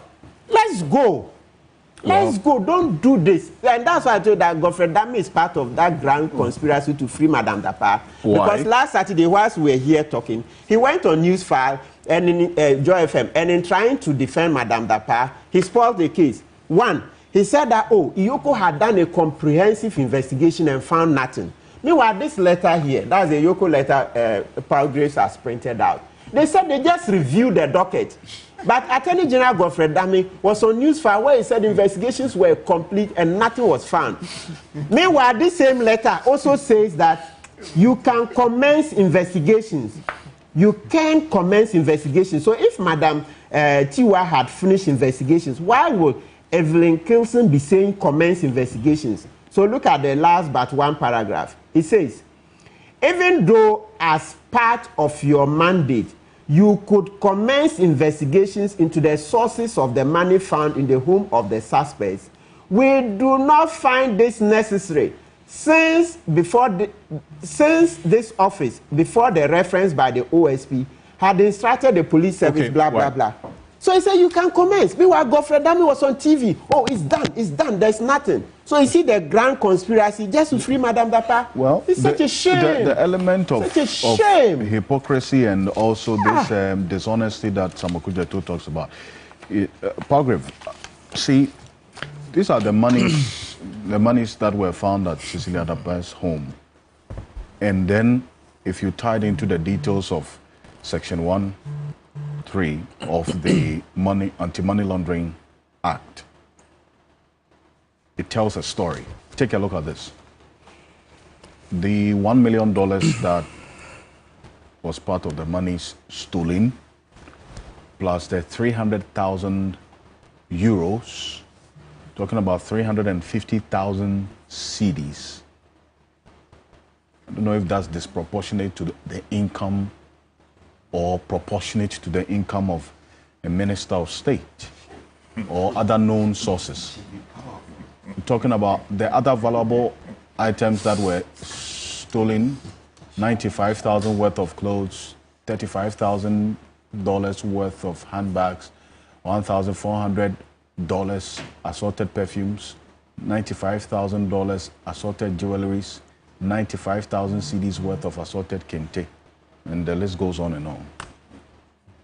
Shouldn't we be raising fundamental concerns, at least to get to know the source of the money? Should be of concern, is it not? Yes, I mean, Alfred, I think that everyone is concerned about this. I am very certain that as a government, we are also very concerned, which is why the president, Nana Addo Dankwa Akufo-Addo, hasn't shied away from referring the matter to the Office of the Special Prosecutor to go through the processes. And I'm sure that everyone has seen the processes within which these conversations has gone. I just have one question before we continue, is on the Financial Intelligence Center, what role, and maybe Martin may help, what role can they play in this? Because all along I've not heard their name come up. I've heard Yoko, I've heard OSP, I've heard Attorney General. I really want to find out what role can the FIC play in all of this. Maybe Martin, you can help, and then afterwards I'll continue.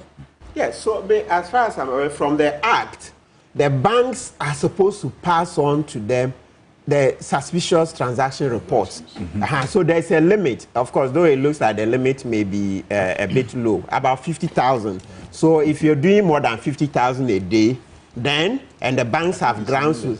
Because I know some persons who are receiving just 20,000 and they have to go to FIC and all. Yes, that one is if generally they suspect you.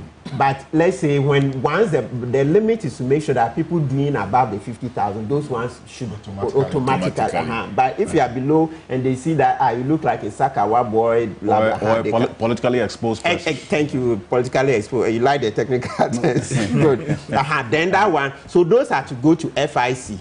Then FIC looks through. FIC also have their own powers. Then they liaise with OSP, etc.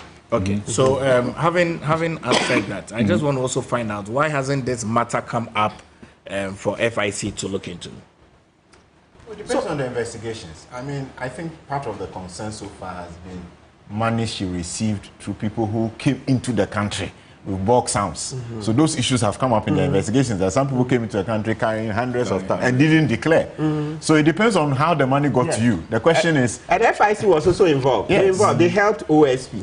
They helped some of the reports. Well, so for me, I think that government's position is very clear on this issue, that the proper investigation should go on for us to be able to ascertain and verify the various stake agencies like Office of the Special Prosecutor, which was set up by President Nana Addo Dankwa Akufo-Addo in its quest to make sure that corruption is fought to the barest minimum, anti-craft agencies like Yoko as well, very well equipped and very tooled very well to ensure that persons that are involved in organized crime. I mean, I am not a lawyer, I don't know where this, but I was trying to look at the interpretation of the act, and it said that organized crime means a recurring serious offense committed by 2 or more persons working in concert. I mean, I don't know. It's not limited to this one. Is any offense at all. So even if somebody hires, let's say A to beat B for 100,000, then after you get 100,000, then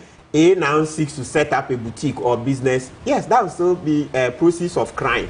Yes. So okay. So I think that the matter is going to be evolving as we go along. I would wish the various state agencies the best. I think that Yoko has stated that they are referring the matter back to the Attorney General. The Attorney General is also referring the matter back to the Office of the Special Prosecutor. I think that the Ghanaian people want to see the light of day of this issue. Yes. And so we would wait for the light of day of this issue to come to bear, but I'm very certain, in no doubt in my mind, that as a government we are against corruption, we are against corruption-related activities, which is why we have retooled the various corruption agencies and anti-craft agencies to ensure that persons that are involved in this will be caught and will be found culpable. So we'll leave it to the state agencies to make the proper decisions. But are you also concerned that in all of this, many will make reference to the president's own initial statement on this matter that he believes and knows that Cecilia Dapa's integrity will be restored at the end of this entire investigation? Oh well, you see, Alfred, if you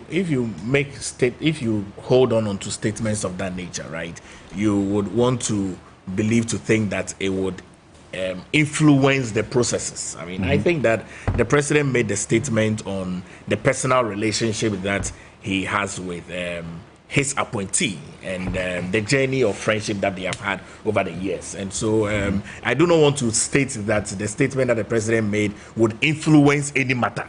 If you know what I mean. You can appeal.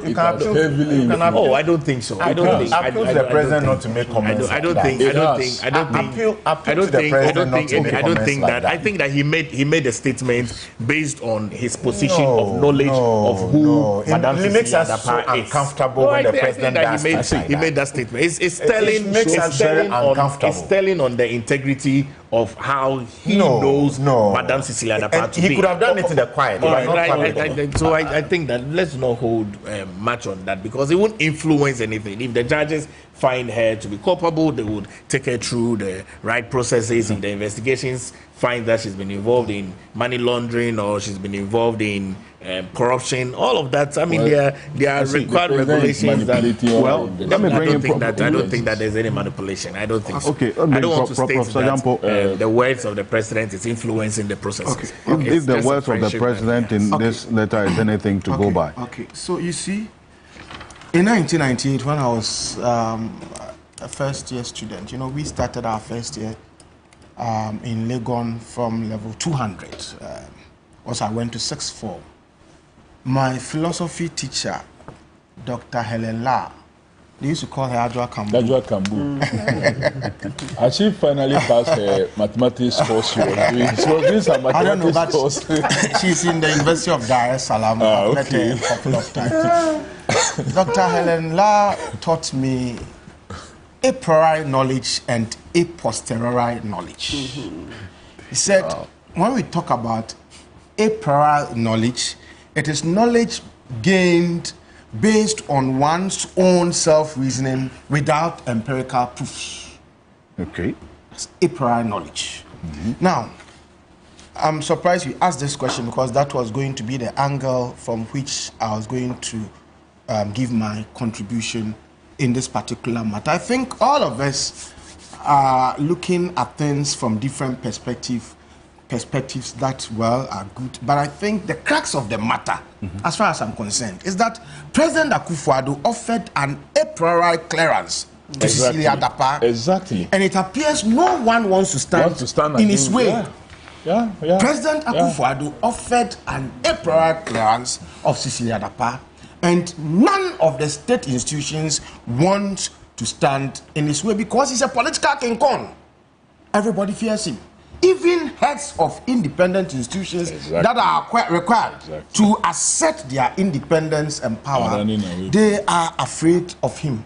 And so, in my view, let Cecilia Adapa be temporarily left off the hook in the belief that there is no expiry date to crime, and in the hope that the next regime that takes over would revisit this matter. You see, if we don't adopt this posture, I'm telling you, everything we are doing now would amount to romancing a stone. It has no feeling. It has nothing affects it. So whatever we are doing, we are pussyfooting the problem and romancing a stone. See, we create an impression as if special prosecutor is doing something, as if the Yoko is doing something, and all of a sudden, Attorney General who bequeathed who birthed the special prosecutor is also taking contradictory position to the position of special prosecutor.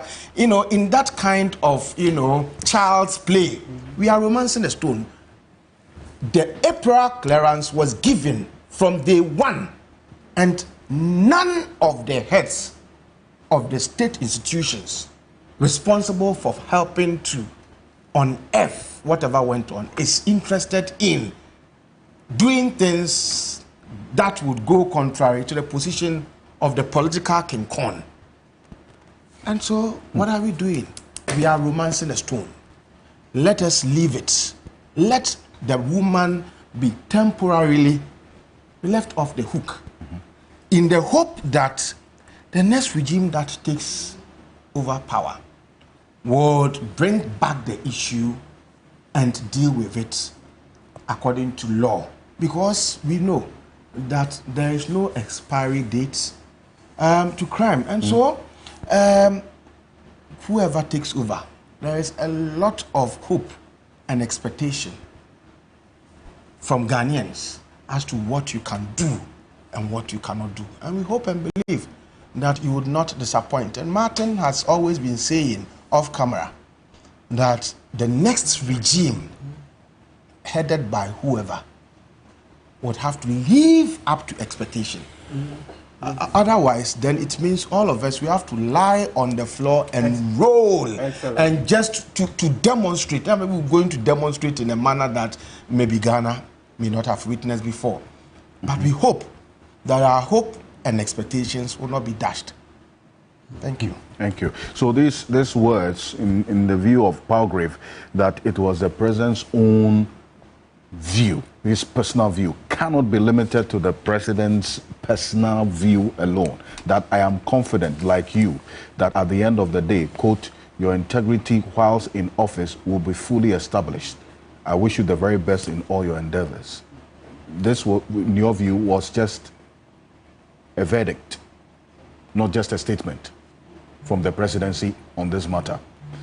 Mr. Kofi Adams, now you, being a member of a committee that is also very interested in how things play out in this particular case and what is happening now, some have described it as this unnecessary turf war. Institutions that are supposed to have been looking into this matter has left all of us without an answer to that fundamental question of where the source of this money really comes from, or what the source of this money is. Is that one that for you, even as Parliament or members of Parliament, will be interested in? Well, Alfred, first and foremost, I don't think I see turf war. I see a clear agenda not to offend the president's position on Cecilia Dapa. The president made a strong statement, and so every other person must work in a way to fit that statement that has been made. And it is not only this one. If you observe any time the president makes a statement, whether it's policy or whatever it is, even if it's not working well, and every other right-thinking person is suggesting something else, they want to make sure that they push what it is that the president have said. The president said free SHS. Kenoforiata said he doesn't believe in it, but suddenly everybody now, everything is all right. It doesn't need any review. It is working all right. Oh, Ghana beyond 8, even when it is so clear. When it's so clear, look, Ken was even on TV and spoke to the fact that, and used himself as an example, that considering me, per the way the policy is, me as a finance minister, I drive my daughter and drop her at Achimota school and just drive out. It didn't make sense. But everybody is working as if the way they are implementing the policy is right, when it is not right. Look, the president comes to say, oh, Ghana beyond 8. Yes, we love it. We should be beyond 8. But when it is clearly you are not doing things right, they still will want to push that, oh, that is what it is. I've given Galamsey earlier, when he said, oh, he will put his presidency online. Because of that, nobody who is supposed to be involved in the fight, the state institutions that must be involved in fighting against Galamsey, everybody is going quiet. Meanwhile, we continue getting reports. Ghana Water Company will tell you we can no longer process water from this source because of turbidity level, because of chemical. We are seeing evidence of children being born with all kinds of parts not appropriately fixed. But because the president have said so, everybody must fall in line. So what is happening is not therefore, because why? The OSP tried his best. What he was looking at, he says he didn't find what he was looking at. But in the course of investigating, I found this. This has come up. So you are the appropriate body to deal with what? Money laundering. Then, without investigating, you now also decide that you are seeking advice. What advice was Yoko seeking from the Attorney General? To investigate or to do what? Already OSP have told you, they have given you witness statements that should suggest to you that you must what? Investigate, and has given you a direction, a line to focus on. They say money laundering. Then now, you write to the Attorney General. What were you seeking to do? That he should advise you to go ahead and investigate, when his boss have already said a comforting letter, my dear Cecilia, your integrity will be proven, and so on and so forth. So, look, the president has clearly not helped this country. The president is good at making good political statements, but he does the direct opposite of this good and strong political statements that he makes. That nobody, whoever thinks that he is in to make money, should be part of my government. And that if you want, go into the private sector. Today, the same president who have had someone being a minister all through his government, reports of $1 million missing, 300,000 euro missing, 250,000 Ghana cedi missing, $95,000 worth of jewelry, handbag $35,000, suits $95,000 Ghana cedi, and many others. And the letter you write to that person, this is the person who had not sought permission from Mr. Speaker to do any business. And so therefore, per law, it meant that for the period that she was a member of government, she wasn't doing any business. If she did, that is illegal also. Mm-hmm. Then the kind of letter... So the cosmetic business we heard was... If it was while she was MP or a minister, she needed permission of a speaker to do any such business. If you are an MP... And that they didn't belong to her. Of course, the report shows that it didn't even belong to her. And so many stories. The inconsistencies. Oh, first it was funeral collections. Then it's for the brother, and it was brought from abroad, and so on and so forth. All kinds of inconsistencies should tell you something. And the president should have clearly stayed away from this. Mere acceptance of the resignation would have been fine. But the kind of words he added is what has created the problem for us. Palgrave is sitting here wonderfully telling us that, oh, they want to fight, they are fighting corruption, and so they created the office of special prosecutor.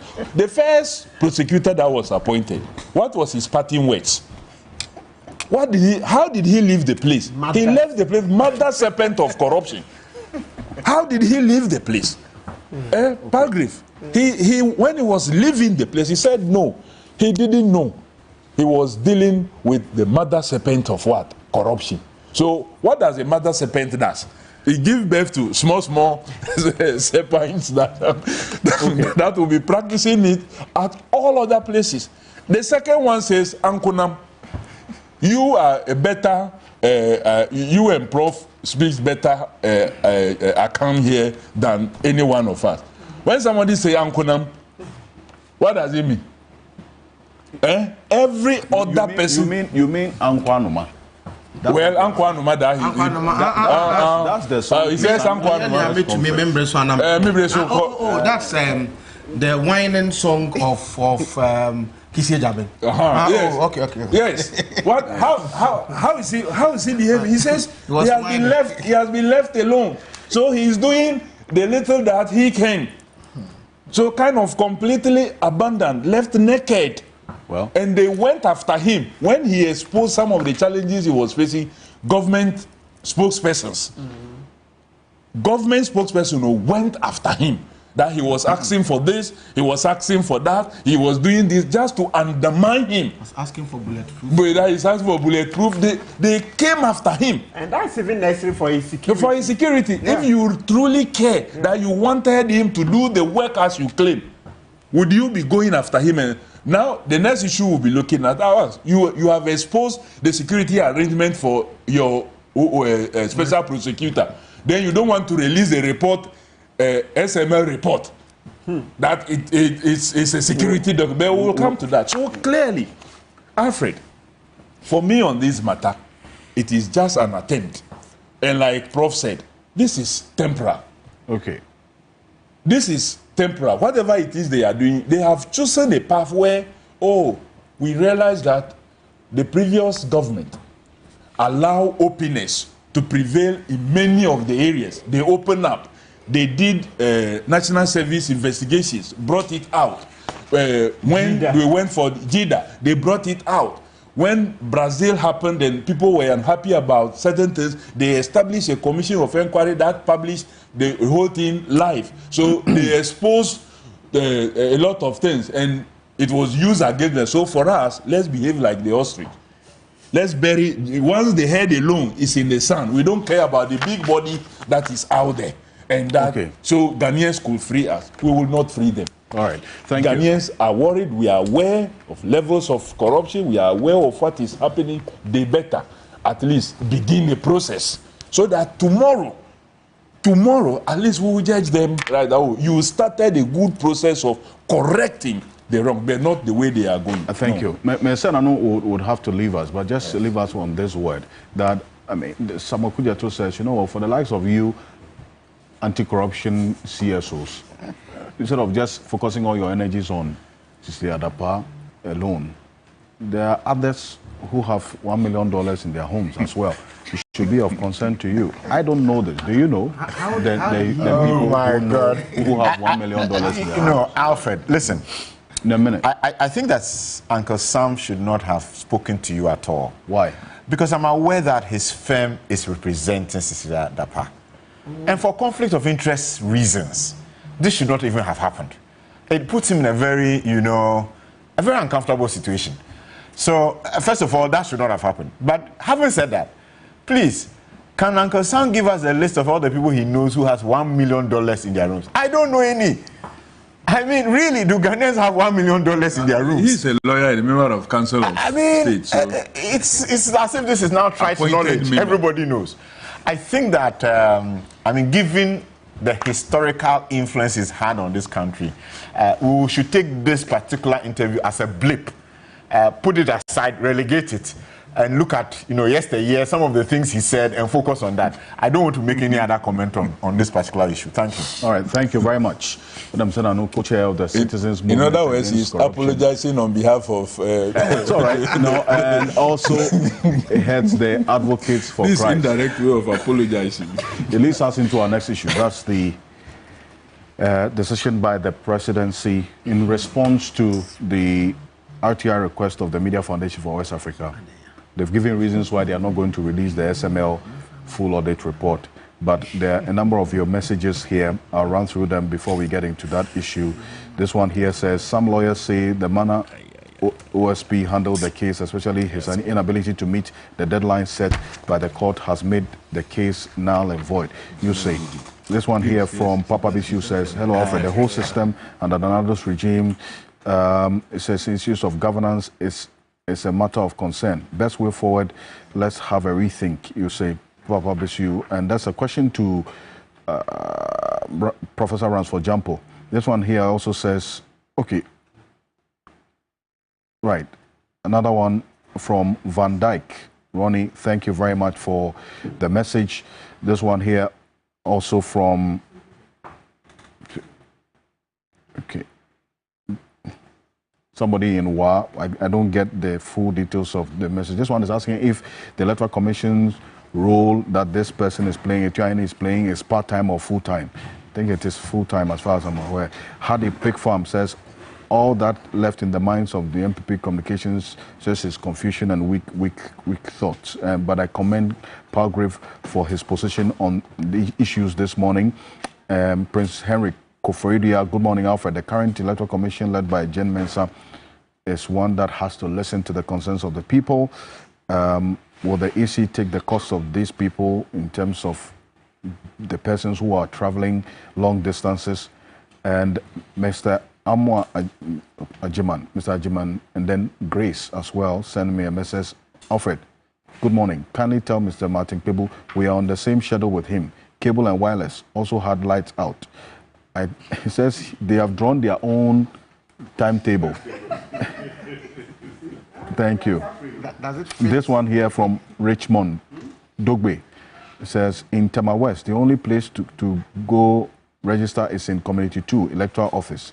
People must travel from Boteman, Community 23, 24, Ajay Kojo, Kanewu, Santor, etc. People must join with 2 to 3 cars to get there. For that matter, many people are refusing to take part in the registration, even though they are eligible to do so. Thank you very much for your message on this issue.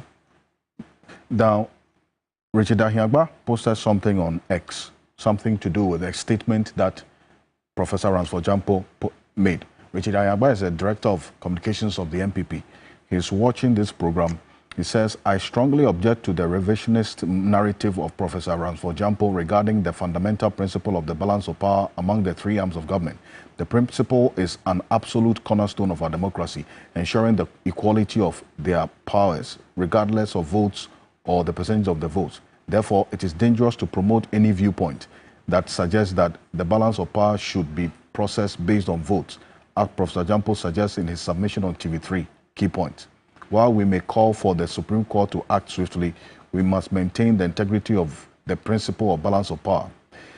We should not compromise on this principle.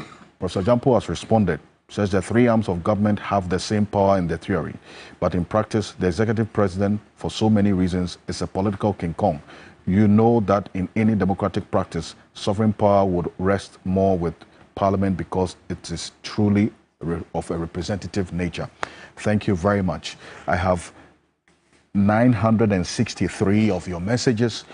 A number of them reflect on the issues. Some of the messages I have read already. So thank you so much. And Richmond Roxon, private legal practitioner, thank you for your message as well.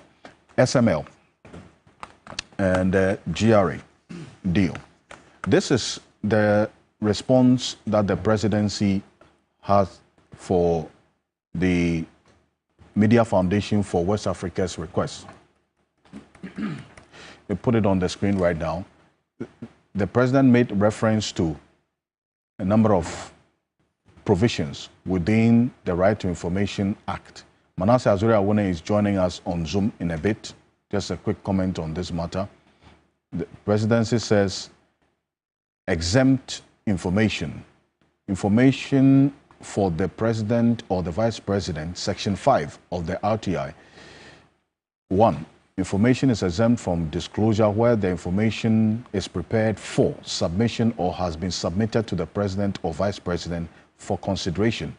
Or B, contains matters the disclosure of which would also reveal information concerning opinion, advice, deliberation, recommendation, minutes, or consultation made or given to the president or the vice president is likely to undermine the deliberative process on the part of the president or the vice president.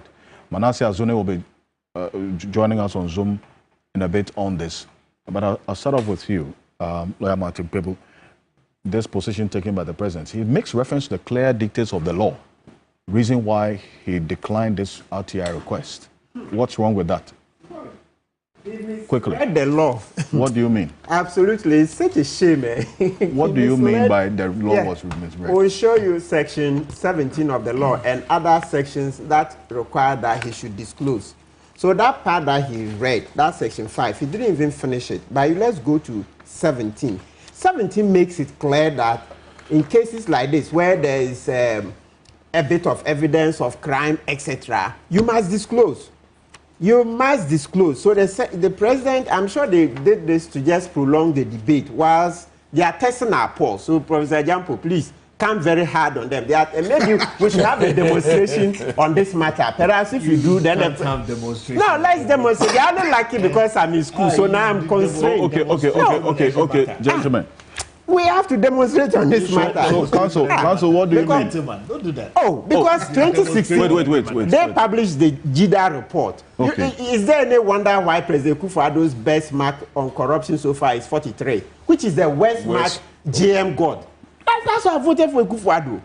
Paul Graves, I voted for Kufuor because he looked tough. They said no nonsense. He's brutal. He will deal with corruption ruthlessly. It turned out that Mahama is stronger than him. You see where my anger is coming from? At 73, you come in and for 7.5 years, you have no balls to fight corruption. You see why I keep saying this guy should resign? Oh, so what's the issue? Giving a lot of money to anti-corruption. Counsel, what money? And then he's hounding them out of office. Counsel. He hounded Domlevo out of office. We had to go to Supreme Court. And by the time Supreme Court gave the decision, it was too late. Look at this. So 17 says that despite a provision of this act, on information exempt from disclosure, information is not exempt from disclosure if the disclosure of the information reveals evidence of a contravention of or a failure to comply with a law. In this report, you see so. B, an imminent and serious threat to public safety, public health, or morals, the prevention of disorder or crime, or the protection of the rights or freedoms of others. I think this also applies, protecting the public purse. C, a miscarriage of justice. Then let me skip D and come. E, any other matter of public interest, and the benefits of disclosure clearly outweigh the harm or danger the disclosure will cause. In this particular case, it's very clear that the benefits of disclosure would outweigh the harm. What is the harm? The harm, and it is not actual harm, is the shame it is going to bring to President Kufuor's own family, because his brother, Ufuriata, is neck deep in this contract. So it's the family. He's trying to protect his family's honor at the expense of the whole nation. Is this a good calculus? So are you saying that the decision based on Section 5, as the presidency stated in their statement, refusing this RTI request, is not consistent with law? At all. Let's go to 5. How? When you go to 5, you see that they just dealt with it partly. Okay. It doesn't apply. Look, 5, it says that the information is exempt where the information is prepared for submission or has been submitted to the president or vice president for consideration, or B, contains matters, the disclosure of which will reveal information concerning opinion, advice, deliberation, recommendation, minutes, or consultations made or given to the president, blah, blah, blah, and is likely to undermine, so you see the thing, it's joined. It says, and is likely to undermine the deliberative process. Which process is ongoing now? It's an audit report. That's why you hear Professor Kweku Asari saying, no, he doesn't agree also. Which deliberative process is ongoing? It's a report. You've gone through the report. What I asked for a few weeks ago was that, give all the people the opportunity to respond, the 30 days notice, 30 days period, as done under the Ghana Audit Service, their law. That's it. But now that is done, which deliberative process is ongoing? Look, this is just a ruse to cover the president's family. He's trying to cover Ofuriata because Ofuriata is the one who extended the contract. He's the one who has been part of this. And let's add this. Look, I think the parliamentarians must stand up, the MPP parliamentarians. Because you know what? If you look at what is happening now and what the president is doing, when Nixon was resigning, please, the MPs must hear this message. When President Nixon was resigning, he said he was resigning because he no longer had a strong enough base in Congress. Nixon resigned because the parliamentarians in the US no longer supported him, so he couldn't continue. Can you imagine, even if we get 5 MPs saying that, listen, they will not work with the president's agenda anymore. But you see what guess what? Yes, we had 98 of them at some point. So let me bring Manasseh. Let me acknowledge Manasseh Azuri-Awuni, who is the former editor-in-chief of the Fourth Estate. He led the team at the Fourth Estate in this GRSML investigation. He's joining us from the Harvard University in the United States, where he is studying. Manasseh, it's good to have you. Good morning from Ghana. Good morning, Alfred. I know it's at dawn where you are. Thank you for even accepting to speak to us. You should have been sleeping by now, but it's a disappointment for you, is it not, that your request for the full KPMG report on this audit report on this GRSML deal has been denied by the president, specifically stating the provisions of the Right to Information Act? Well, it is more than a disappointment to me. And I think with the legal side, I have listened to Martin Pebu, who has dealt very well with it. The disappointment comes in many ways. One, it does not promote transparency. That same act the president quoted also encourages voluntary disclosure, so that he shouldn't have even waited for a request to be made. This RTI law, in my view, is one of the very few bright spots in the Akufo-Addo administration. Apart from the repeal of the criminal libel law, this is an initiative that for me gives meaning to journalism, and not just the he said, she said journalism, but journalism that matters. If this law were allowed to work, we would have the media, those that are committed to doing critical journalism, doing the work very well. Unfortunately, those that promoted this law are not prepared to use it. I say this because the IEA, for instance, was one of the civil society organizations that for 20 years led and spearheaded the passage of this law. The very first institution that was taken to court for not complying with the Right to Information law was the Electoral Commission, headed by the woman who was at IEA pushing for the passage of this law. The second is the president, who should also take credit for this law. But this is not the only time I have tried a law at the presidency and failed. In fact, I've never been able to get information using this law at the presidency. There was a time the president traveled to Germany. After that, he was to go to Rwanda and other places. And Samuel Okudzeto Ablakwa made a comment that he went on a private jet, and the presidency released a long statement saying it wasn't true. They mentioned the flight number, the airline, and then from Germany he would go to this place on this flight, and they put out all the itinerary. Now, I wrote to the presidency asking for information on previous travels, not just the itinerary, but I wanted to know the cost of those travels using a private jet. They claimed it was national security information, so it was exempt from disclosure. The question is, if you don't have a problem disclosing where you will be, the flight number, the airline you are using, and everything, disclosing that ahead of the travel, how does information about the cost you incurred in previous travels endanger your security? So this comes to add to a long list of refusals from the office of the president. And I think this is very injurious to our democracy. In 2013, I did investigation on the youth employment scandal, the JIDA scandal. The MPP at the time, led by President Akufo-Addo, said Mahama, that's President Mahama's white paper on the JIDA scandal, was not enough. The president actually cancelled all the JIDA contracts except one. There was a law that was passed. 2 people went to jail for that. Dozens lost their jobs, but they were not satisfied. They said, look, you have to release the report. President Mahama released that report. It is on the internet today. If you Google the full JIDA report, you'll find it there. So if we didn't have a law that helped us to enforce our rights, and even at the time, we had a president who would go to the extent of releasing the full report.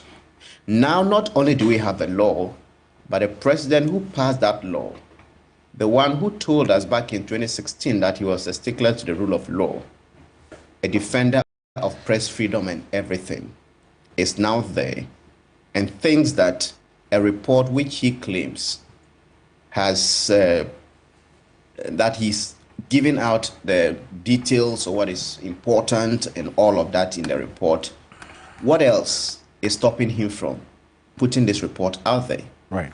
And I agree perfectly. The treatment of this scandal, some of us knew that it was going to face setbacks because the president's cousin, that's Ken Ofori-Atta, normally they say it's a GRA contract, GRA SML contract.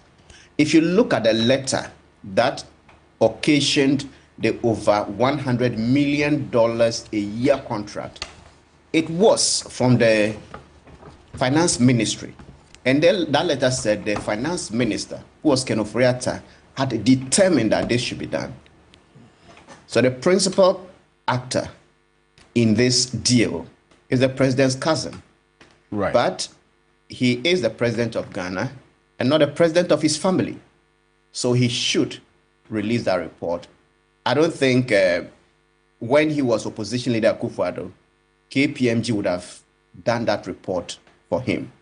Right. The power he wills belongs to those of us. And I still remember he begging us to vote for him because we have the power. So that report is for Ghanaians. And I think the president must release it.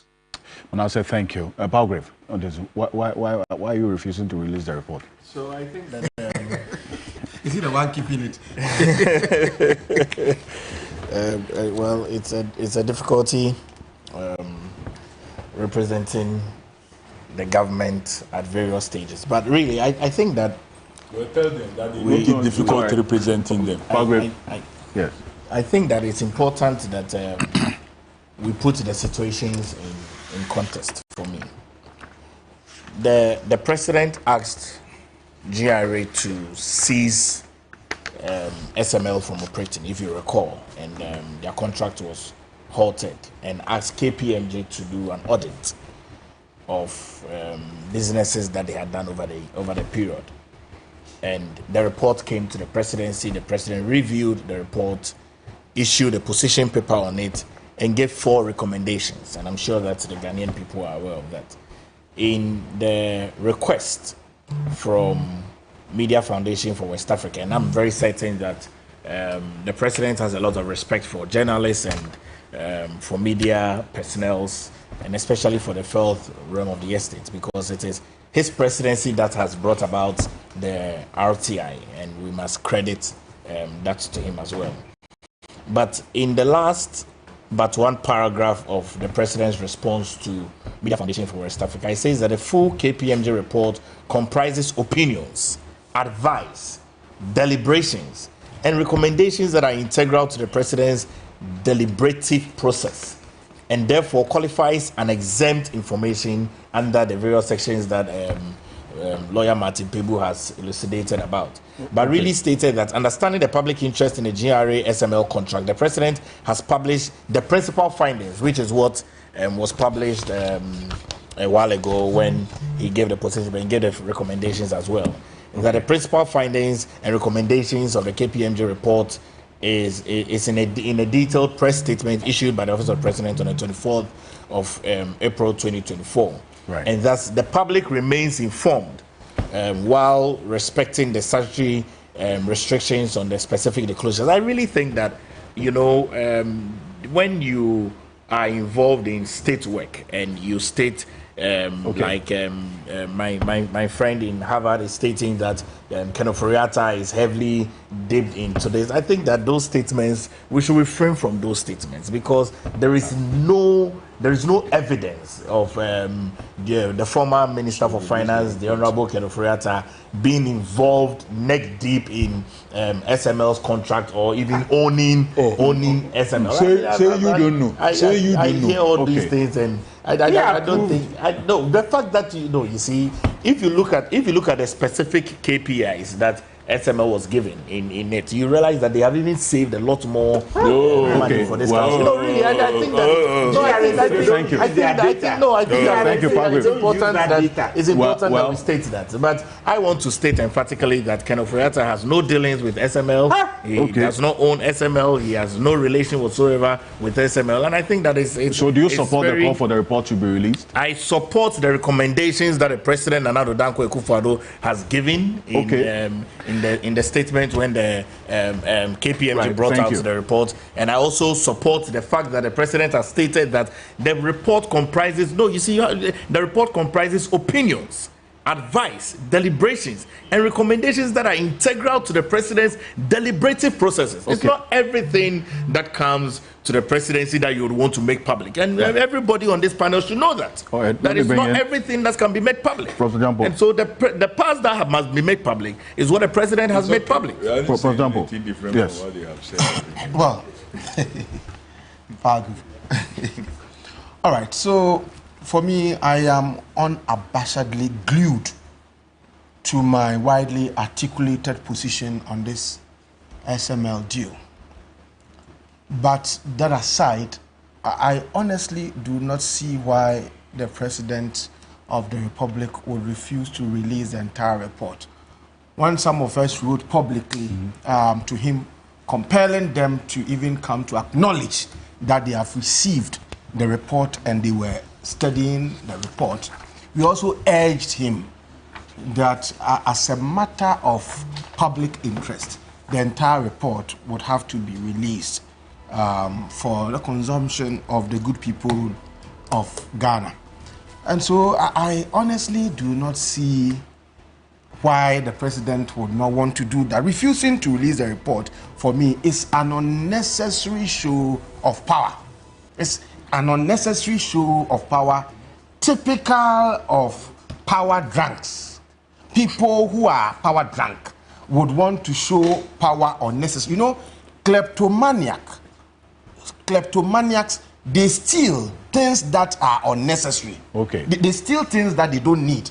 In much the same way, power drunks, they try to show power even where the show of power is not needed. And so if you've been able to bring out bits and pieces of the report and commented on, and then if clearly, as we've been made to know, and as some of us also believe to some extent, there are much things about the deal that will have to be known to the public, and it to be in the interest of transparency, and we all subscribe to the tenets of transparency. Then I do not see why the president, who is touted as one of the leaders who ideally should have been better schooled in terms of the dogmas of democracy. I don't see why he wouldn't want to do things that will promote transparency. And so I respectfully urge the president that, look, this one is not for you alone. It's a matter of public interest. And thank you. If predecessors did that, he should do same. Right. We have a lot of the stories from this program on 3news.com. If you put the on 3news.com, you'll find it there. That's it. And I crave your indulgence. Kofi Adams, thank you so much for his MMP for Boem constituency. Thank you indeed. Also to you, Kofi, also indeed. Also to you, Lawyer Martin Pebu. Thank you very much for joining us. Pagre Boachidankwa, thank you. And also Professor Ransford Jampo, thank you very much. Adam Senano and Manasseh Azura Wone, thank you. And I have a letter from the Ministry of Finance on this issue of Kenafoyata.